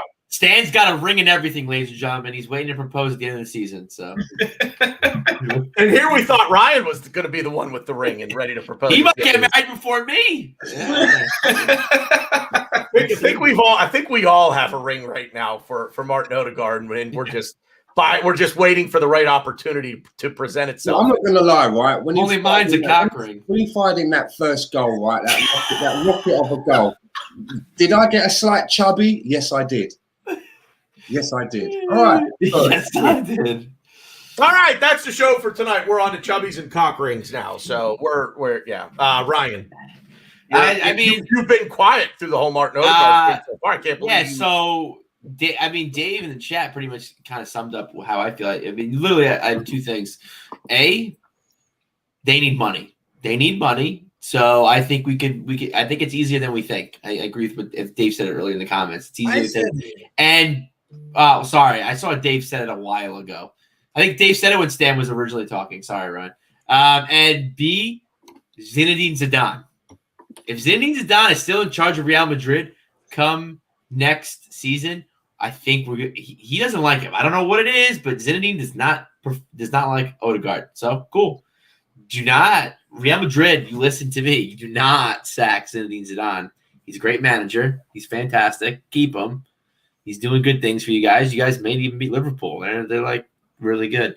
But yeah, I think that could also help us in unlocking Odegaard for 30 million. I mean, I think we could get it for cheaper. And to be fair, maybe we could broker a deal with them. Maybe, and Lawrence Emmanuel's in the chat, give them Xhaka.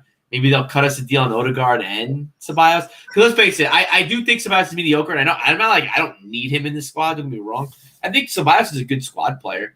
We could buy for a little bit. We could play him in cup games, play him in even a championship group stage. Like, I don't think he's that bad. He does bring something to the table that we could use. And he's very passionate, which I know, it doesn't mean anything at this level. If we was a squad player, if we're going to pay 15 million for Ceballos and then pay him somewhere 40 bags, 40, 50 bags a week, I could live with that. Yeah. I could live with that. Yeah. I'm not paying 22 million pounds for a I'm paying him 100. I'm paying him 90, 100 grand a week.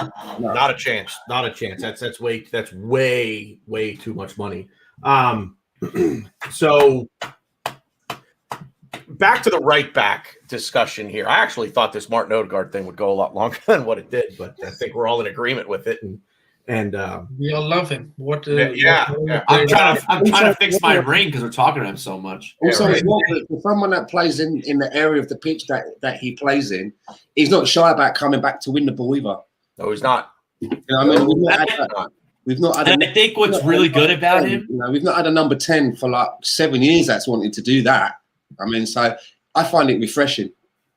I think what's really good about him, and we kind of saw it again at the second half of the West Ham game when you had Partey as the middle center mid, the 8, and then you had ESR and you had Odegaard. ESR likes to drift to the left. Odegaard, he likes to drift to the right, and I think that's really good. And I think we could. I'm not saying I want to. Like I said, I'm not saying I want to do that 11 every week, but I think that benefits us because if you had ESR that always likes to drift to the left, and you have Odegaard who likes to drift to the left, yeah, then things can maybe not work well, or if they like to go to one side, but they both like favoring the opposite side, which I think could definitely help us out. And we don't have to keep overloading the left, which we love to do, and we don't have to constantly play left-sided bias. We can play the right again, and that's kind of what we're going to segue into. We need a better right back. Well, so on that note, to the end of the season, who's your starting right back? Or back to, once again, Ryan's phrase. I know it's not Ryan's phrase, but he's the one that says it the most on this show. It's my or phrase. Is it different horses for different courses? I think it's different horses. Are we all in agreement that Hector Bellerin has fallen out of favor with Mikel Arteta at this point? Because he's only getting played in games that seem to not matter too much to the coach. Yeah. Anyone disagree with it? Well, I heard that when Paris Saint-Germain, I think, came in for him at the beginning of the season or whatever, that there's a lot of articles going around that Mikel Arteta sat down with Hector and said, "Can you give me one more season?" So if he's thinking that, we're going to be parting company in the season and we're almost coming to the end of this season now, maybe this is that phase out that you do. You're looking around and thinking, well, this guy's going to be on his way out. Maybe I should be giving minutes to somebody else to help them to bed in. If that's what the deal is. But, out of the people that we have available, I said earlier that I wanted to build a back four and have stability. That would mean that I would have to have somebody being a mainstay at right back. And I think out of what we've got available, I think I'd probably go with Cedric.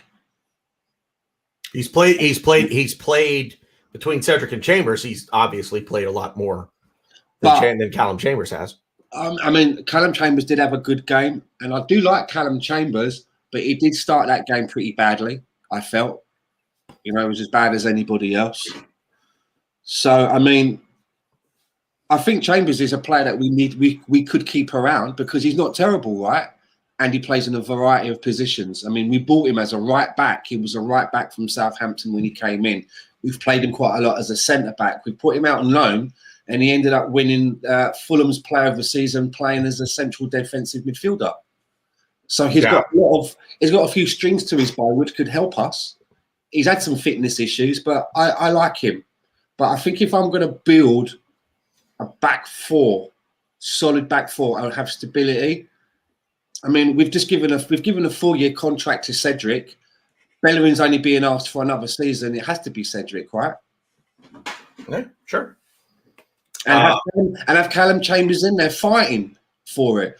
Or like you say, Tanner, are we really then going to, if that's the situation, if Bellerin's going to fuck off to wherever, and we've got Cedric and, say, Chambers, like you say, are we really going into the transfer market in the summer to spend dollars on another right back? Because like you say, and I love this saying, it's like mowing your lawn, right? When your house is on fucking fire. It's just not the most important thing.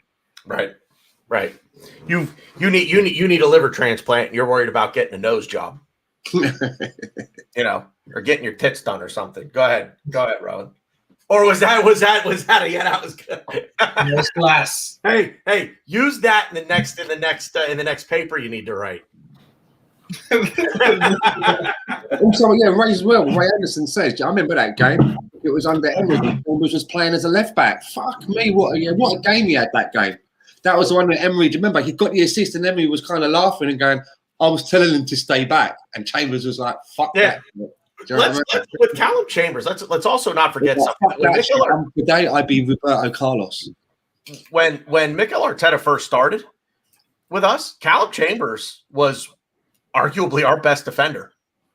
Yeah. He was arguably our best defender at that time before the injury. If Callum Chambers and Rob Holding and David Luiz are depth options at center back, or in Callum Chambers' case, really anywhere across a proverbial back five, if you include a defensive midfielder in there, if they're squad rotation players, I'm okay with that. But the question is, to the end of the season, Rohan, is it Cedric or Chambers for you? I again taking Bellerin out of the, I just think he's fallen down the pecking order.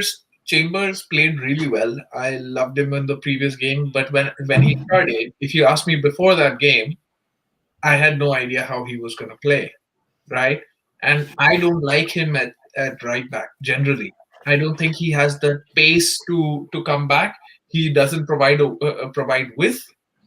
He had really good crossing in this game, and there was one that was cleared off the line, right? The Lacazette shot in which he had that outside the boot assist that he tried to make. So he played really well, but he doesn't add the natural width because he's not fast enough to go up and down, bomb up and down. For me, he's either a centre back or he's a defensive midfielder. Between Bellerin and Cedric, I honestly think Cedric's better than Bellerin. Bellerin just switches off too often. He provides the width, but his final ball is shit. And maybe there's some sort of stat that he's our second highest assist provider or something, but that's all subjective in this team. Chambers showed what real good crossing was. He forced the second goal, which was the own goal by Dawson. The first one was great. Through a crowd of players, he put a really nice ball for him. He played other balls in, and he was just, in general, he was in control. But do I expect him to play that well or even half as well generally? No, I don't. Can I just ask you guys a quick question? Chambers are holding. You can only keep one. Who are you keeping? I would generally say Chambers, because Chambers is more versatile, and he can play three positions for a squad player, because I don't think Rob Holding or Callum Chambers are good enough to be first teamers or first team centre backs in our team. But that being said, in this season, if we're judging by this season, then Rob Holding has played more and he's played better. I don't know why he did play better, right? So maybe he is you'd rather have one specialist who's good in one position than a person who's just mediocre in three positions. I find these two players in particular, they really split our fan base. I mean, just look at the chat box. I mean, it's basically 50-50 for those that have chimed in. There isn't a clear, choice between those two. But I think if I was having to choose, probably for the same reasons that Rohan says, the versatility with Holding just gives him that extra that extra tick in the box. But I would say as well, that if you were giving me money and you were saying to me, okay, do you want to buy a right back? Who would you buy? Then for me, it would be Yusuf Attal, who plays for Nice. And for the money that he's valued at online, if you want to go by the transfer market, it would be a steal at around about 15 million euros. So maybe if you bump that up to about 18, that would be who I would go for. And it would be like he's very fast, very quick, can tackle, good going both ways. But Ryan? Yeah, I'm taking Chambers all day. I just for the reasons that Rohan said, we could use him in different positions. I don't think he's going to ever play center back for us as long as he's with us. I mean, unless we have like Liverpool level injuries at center back. I think he's either going to play right back, maybe defensive midfielder, but I don't even see that in his card. I think it's right back or bust. He's played 2 games for us this season. For me, he's 2 man of the matches for me this season. So he's playing well. He definitely is a horses for courses type player. He is a squad player. Holding's a squad player too. The thing with Holding though is I can't believe I'm actually saying this. We have a lot of center backs that we could play, that we could start. You have Holding, Maury, Gabriel, Luis, I guess, and let's not forget our little golden boy Saliba, who I hear different reports every day, but I hear we're trying to work him into the squad. We're trying to ease him into it. So, I mean, again, it's probably bullshit. Like Stan's my bullshit detector. He always sniffs it out for me. But I'm gonna just take it at its word. And I think Saliba is gonna be part of our plans going forward. I don't even know if I'll even say he will be next season, but he's definitely a young center back that we definitely want to get into the squad. So we might have actually too many center backs, and we're talking about extending Luis, I don't necessarily agree with that. Maybe extend him onto like the assistant coach's bench with Arteta. I'll allow that. But I love Chambers. I think he's and that's true. Maverick has impressed on loan too. I don't think he's. Does he play at your team in Germany? Right? Yeah, he does, and everyone's talking about him. So watching him play, he puts the stats up. Statistically, he's really good. Watching him play, he's still good, but every game that I watch him play, he's not going to make it. He's not going to make it. Steve. A little bit. I just watch him play like he's good in the Bundesliga.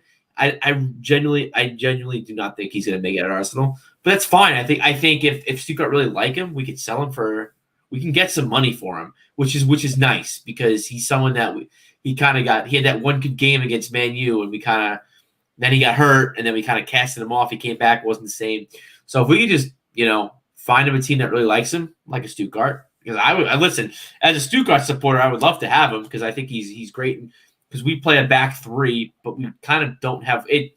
Our formation is really weird. They play a back 3 with like no wing backs. It's like they just have a back 3 and they have like a midfield of 4. It's weird, but yeah, I think he'd be great because he's an athlete. He's athletic, and they can play a back 3 without wing backs. And they can kind of get away with. I mean, they do have wing backs, but they're really high up the pitch. So yeah, that's fine. So that's a sellable asset that we can use. And kind of going back to the right back discussion, I'm picking Chambers. I don't think Bellerin's long for this world. I also think he's a third. I think he's third in the pecking order anyway. I'm not a fan of him. I don't think he brings anything to the team that we need. I think he could definitely suit another team, and he could go to PSG and play really well and make a name for himself. And I'll be rooting for him. He was someone that I still like him. I wanted him to be the captain before he got hurt. I was campaigning for him to be the captain of this team. I wanted him there. But I don't think he brings anything to the squad that we need. And Cedric he's all right. He has the one thing I really like about Cedric is he's got a really nice free kick. It is powerful and it's great. But I just think Chambers is the more well-rounded player. And to Rohan's point, I agree. I think my one flaw for me in Chambers is his tracking back. He's a little slow, but defensively, he's our best right back defensively. So, but again, I think if we want to be a top Premier League club, we need to upgrade. But again, I'm not going to mow my lawn if my house is on fire. So if we could get someone on the cheap to upgrade, let's do it. Get a young guy. Let's do it. Let's go in. 15 million maybe. If we're addressing other issues, if we're getting Basuma, or if we're getting we're getting a striker, then yeah, let's rock and roll. Let's get a right back. But I think we could. I think with our right backs that we have right now, we could 100% get into Champions League without a problem. I don't think the right back is really an issue that we need to tend to until we want to take the next step.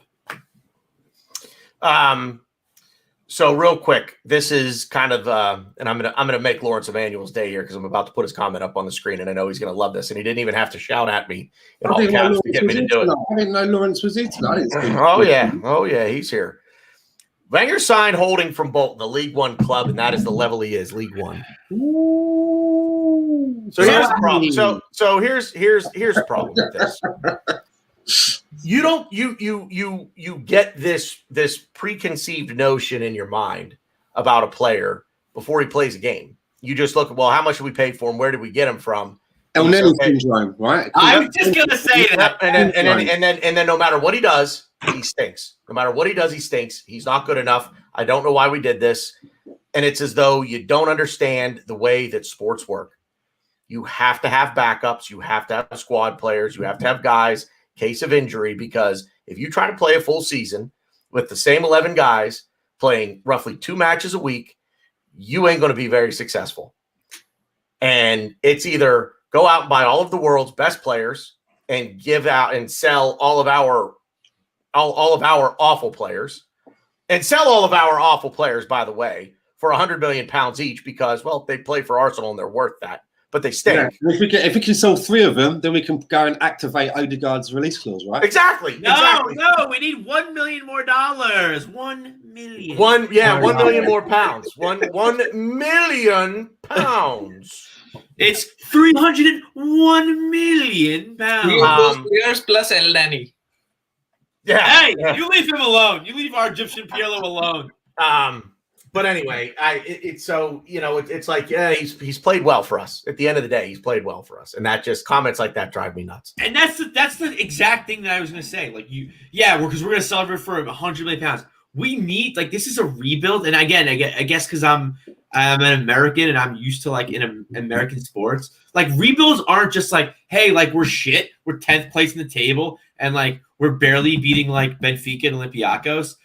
Next season, we're gonna fucking compete for the title, and we're gonna win champions. Really a plea of like, when is this rebuild going to end? Because supporting Arsenal, like 2 years of good Arsenal I had, and then after that it's been rebuilt since then. No, and I agree with that. And I think that's our problem. And that's our problem. Like, as fans, I think, as I would say, we're all knowledgeable fans.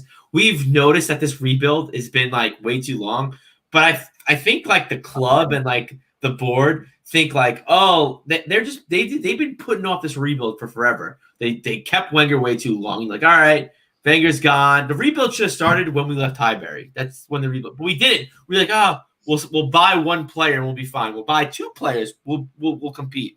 And it was just that mentality of entitlement that we had, where we'll just buy a couple players and we're gonna keep up. Well, guess what? It didn't work, right?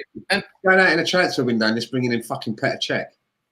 Yeah, that's the thing. And then we had so that's the question, right? Like, I understood till we had to pay off the Emirates, right? Like, that was the time till when we had to pay off the Emirates. Think about it. The Emirates cost like 128, like 100 and something million. Like, you have transfer fees in one summer that is more than what the Emirates cost us. But we had to pay it off for like 7 years, 8 years, 10 years, something like that, and we couldn't buy any players. That was a different market. I get it, right? Like, but since then we have spent the money and we're nowhere closer. And right now, DT said this, right? Like, I didn't give the team credit for Bournemouth because I saw it coming, and 4 weeks later we went to Bayern Munich and we lost 10.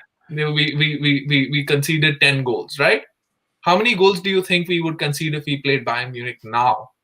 The only reason why we don't get that scoreline is because we aren't even in the Champions League. Yeah.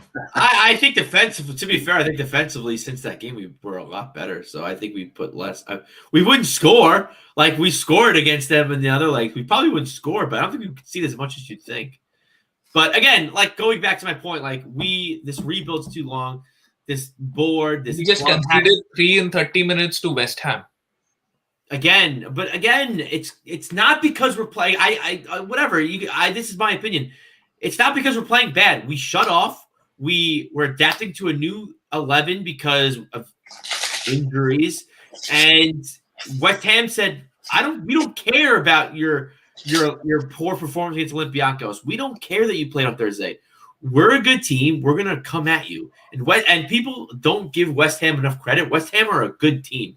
We're better than them. We should have beaten them. I'm not saying no, but like but they played as a team. We didn't. Exactly. They had 80% possession. Do you really expect them not to score? And that's the thing that I want to bring up earlier. I was going to say it to my final thoughts, but I'll bring it up now. Well, we're getting there. So I'll just say anyway, we're a team where when in the Premier League, it's the best league in the world. Every team, and I go back because I was watching this game with Megan, the first game between Fulham and Liverpool. Fulham were bringing it to Liverpool. This is, I think, Liverpool when they had Van Dijk still. They still had like most of their guys. Fulham were just pressure. They were out to the 18. They were missing chances. They were doing this, and I was like, what is happening? And this is, I think, Fulham still didn't have a win yet, and they were just like pressure.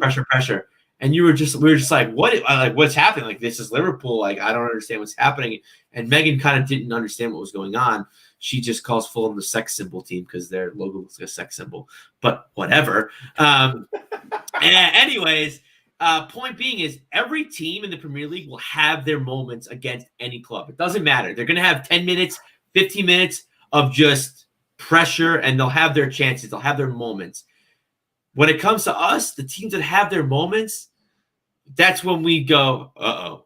Yeah, I don't know what to do. Hot potato. We concede. That's just what happens. Every team that has their moments against us, we just happen to just turn off and just play horrible football. It's the good teams that when they'll take Fulham, Man City, for example. Like Fulham probably going to get relegated. Man City's going to win the league. Fulham could play 20 minutes of just relentless pressure, creating chances, shots on goal, the whole 9 yards. It's the teams like Man City that are going to be like, okay, like let's just weather the storm. We'll be good. Play defensively, play smart, keep it simple, move out. We got this. And then when pressure breaks, they'll hang 5 against Fulham just for fun. So I think it's again, I think, and I hate to say it, but it's kind of like a little bit of luck. And we have players, and we have Xhaka. He's going to make mistakes. Since he signed with the club, he's led the league in the most mistakes. And the top 10 list, I think he's the only outfield player. I read a stat where there's like 9 goalies and he's the one player. That's saying something, But again, it's not just him. It's David Luiz too. It's Danny Ceballos too.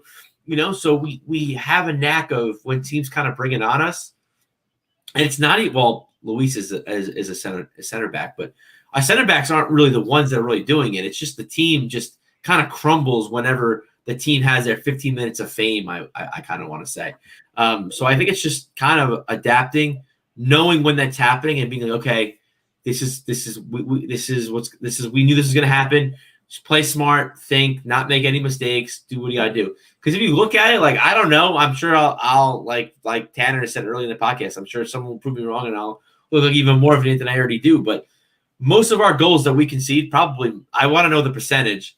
How many are from us, from our undoing, from our mistakes, from what we mess up? Unforced errors. It's got to be astronomical, and I'm sure we are leading the league in some stat of that nature. Yeah, good final thought. I just want to shout out Shady. Hey, that wasn't my final thought. It's gonna be. That was Suck it. I want to shout out Shady. He's one of the new faces I've seen in the chat box this week, and he's I've been here a few he's times. calling in from Amsterdam. And Shady, I moved to Vancouver from Amsterdam. I used to live in the Waterloo line. You know what that is.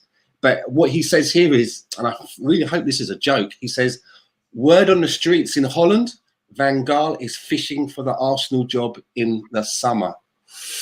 Cool. No. He can fish all he wants. We're not biting. Biting. That's fine. Real quick here. I'll save that till the end. So, Stan, just go ahead and we're gonna do final thoughts here because we're at almost 2 hours. So, yeah, big shout out to everyone that joined us in the chat box. Daniel Shaw, Shady, Raoul, Football with Brownie, London the Lone Star. Another new face I don't remember was Ikiwawa, Dave's in there, London Lone Star, Tony Turner, Inti Anan, love that handle. A lot of familiar faces in there. And thanks for joining us, Lawrence Emmanuel as well. And I'm going to do, for my final word, I've got a little bit of self-promotion. If any of you guys out there have the Sci-Fi channel, tune in tomorrow night to the TV show Resident Alien, and you will see me in that episode as an alien. There you go. I wonder if we'll be able to tell if it's you. I'm like, oh, that's Stan. He's an alien. Right. I mean, I say, who knows? I might have ended up on the cutting room floor, or it's probably going to be one of them, like one of them blink and you miss it deals where they've probably just filmed the back of my head or my earlobe. So if you want to just see what my earlobes look like for recognition, but I think you might see me because I was in a couple of prominent scenes. So tomorrow night on the Sci-Fi channel, Resident Alien. Do you have lines in that? Do I have lines? No, mate. It's all with the eyes. It's all done with the eyes. I don't have any lines, but I'm in a couple of prominent scenes, if I remember rightly. So, but the makeup's pretty good. They got me some good makeup, so it's worth a look. Nice. Rowan, final thought. Final thought. Hate the international break. There's nothing more that you want to do than put wrongs right. Like you want to just get in and the season can't get over soon enough for me, because in reality we just have the Europa League to play, and we've got a good tie, but we have to play to win it. And Premier League needs to assess what our best 11 is, where the deficiencies are, the players who need to stay, the players who need to go. I need to see all of that, and I want us to climb up the table, get some bloody respect. We're 10th in the table, 26 games in. Ryan said that everybody has their 15 minutes in the match, and I completely agree that every team will have that. You face barring Sheffield United, who'll probably have 7 minutes. Every other team has at least 15 minutes where they're going to dominate, especially against a team like Arsenal, even if they might not be able to do it against Manchester City. But that being said, there's a reason why West Ham are 5th. They would have been level on points with Chelsea. They have played well. When the league started, we got a 2-game head start, right? Because when the league started, we played them on the second game. We beat them in the second game. We were 2 for 2 wins. They were 2 for 2 losses. So in the last 27 games, they've picked up 6, and then whatever is the difference, more than us. That just says that they are a better team than us right now. And you can't allow that. It's embarrassing to hear again and again that in, whatever, Wenger haters have to say, the commentators kept saying it, right? That this is the first time when you would think that West Ham are favorites in the game. That didn't end up meaning anything because they blew it. But, that's where we're at. And he's got a season and a half under his belt now. We've really got to start judging. And that judgment begins from how he's going to manage the Europa League. We've got a good tie. We've got the best tie we could hope for. We go through it. We probably get Valencia, which is not a bad tie. And then in the final, you could, it's a coin toss. It could be the Arsenal who turned up in the last Europa League final against Chelsea, or the Arsenal that turned up in the FA Cup final versus Chelsea. Two very different sides, but that's what the Arsenal is, and I'm looking forward to enjoying this ride and commentating on all of these rides after the match, podcasting on it. And shout out to my boy Chahat, who's also on here. We have this FPL war going on between us, so that's also intense. And we've got I was down in the dumps and somehow I've regained and I'm 50 points ahead, so I've got to maintain that till the end of the season. So yeah, that's nice. So Ryan has promised me that it'll be 30 seconds. So we're going to see. You get 30 seconds.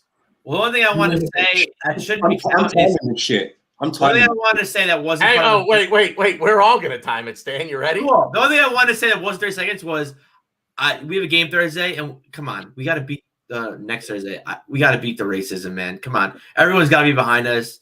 It's a racist team. Fuck them up. And you scared me, Rohan. It's Villarreal, not Valencia, because I thought we were playing Valencia, which I'd actually be a little more scared of Valencia. But my statement was, be positive. We played well. The 30 minutes that we played bad, I'm telling you, it was because they did not care that we were relaxing. We thought we were going to have more of the ball, but we didn't. They had 8% possession, and they put it on us. We were trying to adapt to a new style of play, and they didn't let us do it.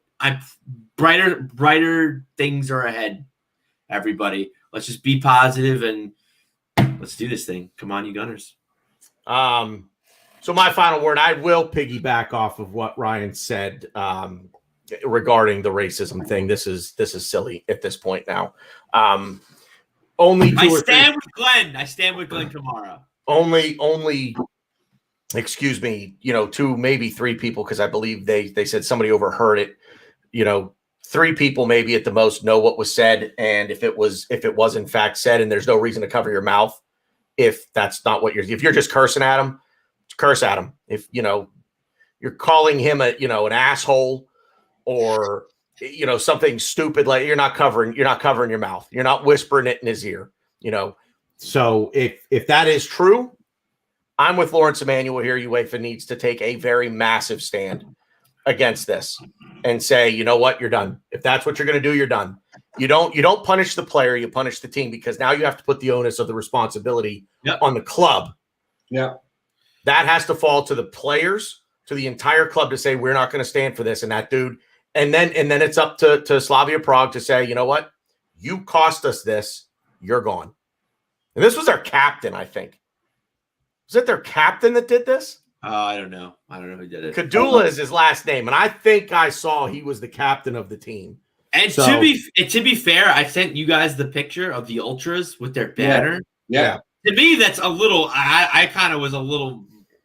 It was a little worse. I'm sure people in the chat have seen the banner that the Slavia Prague ultras put up. It's huge, mate. Ain't like a little fucking sign. It's a they didn't walk in with like a ticker 10 tape. people holding it up. So apparently Twitter removed it or Instagram removed it, and then they put the picture back up with everything. With the two G's in the middle were blurred out. Yeah, they were blurred out, but no, they put it up again with the G's not blurred out. Oh, so yeah, it's sad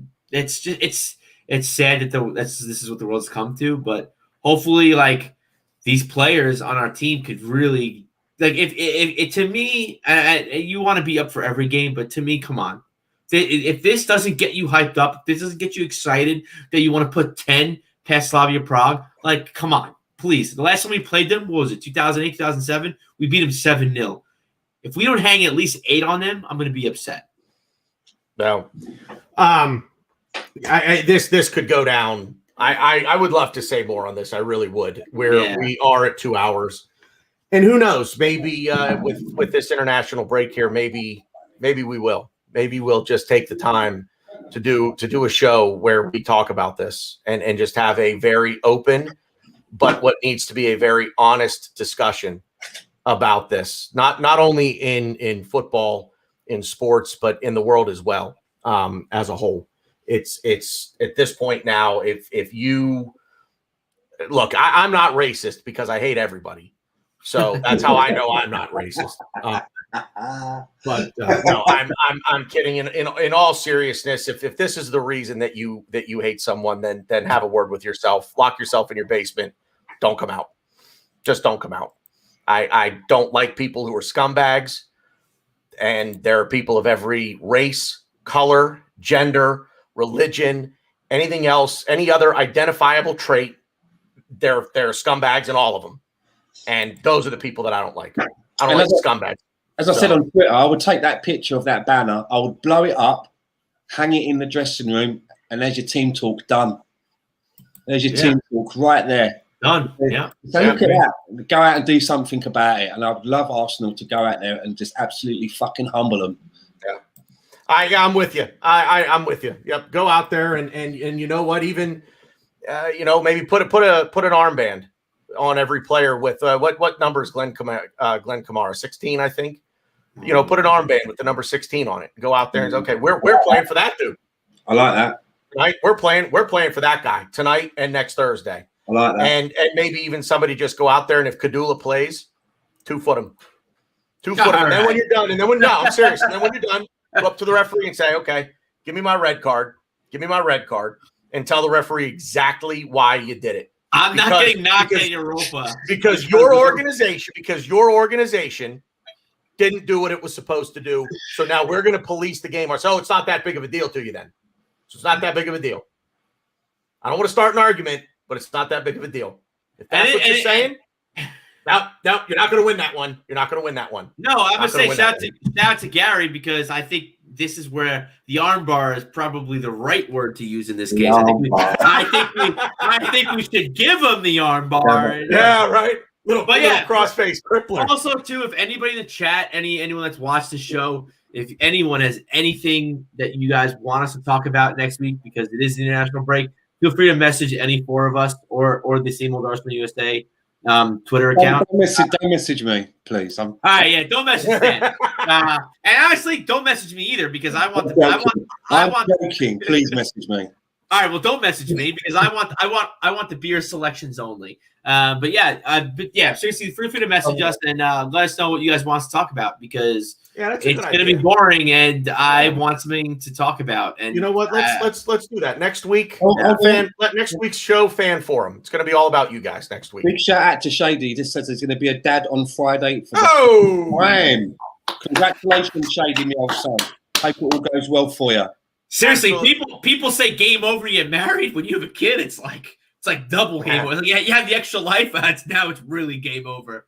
Now that he's going to be in every night with the kid, like, he can tune in every Tuesday, right? Yeah, you know what? No, even better. Anywhere. Make the kid a YouTube account and have him subscribe to us also. There you go. Thank you. There you go. Real quick as well, Lone Star Londoner, I do see. I wanted to save it till the end, man. I did see the comment.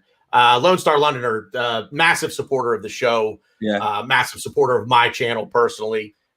He's here for everything, man, and I really hope you have a very happy birthday. He's an asshole, but he's our asshole. He's an asshole, but he's our asshole. Yeah, he's our asshole. Happy birthday, Lone Star. Yeah, happy birthday, man. Lone Star, mate. I hope you have a fucking blinder, my old son.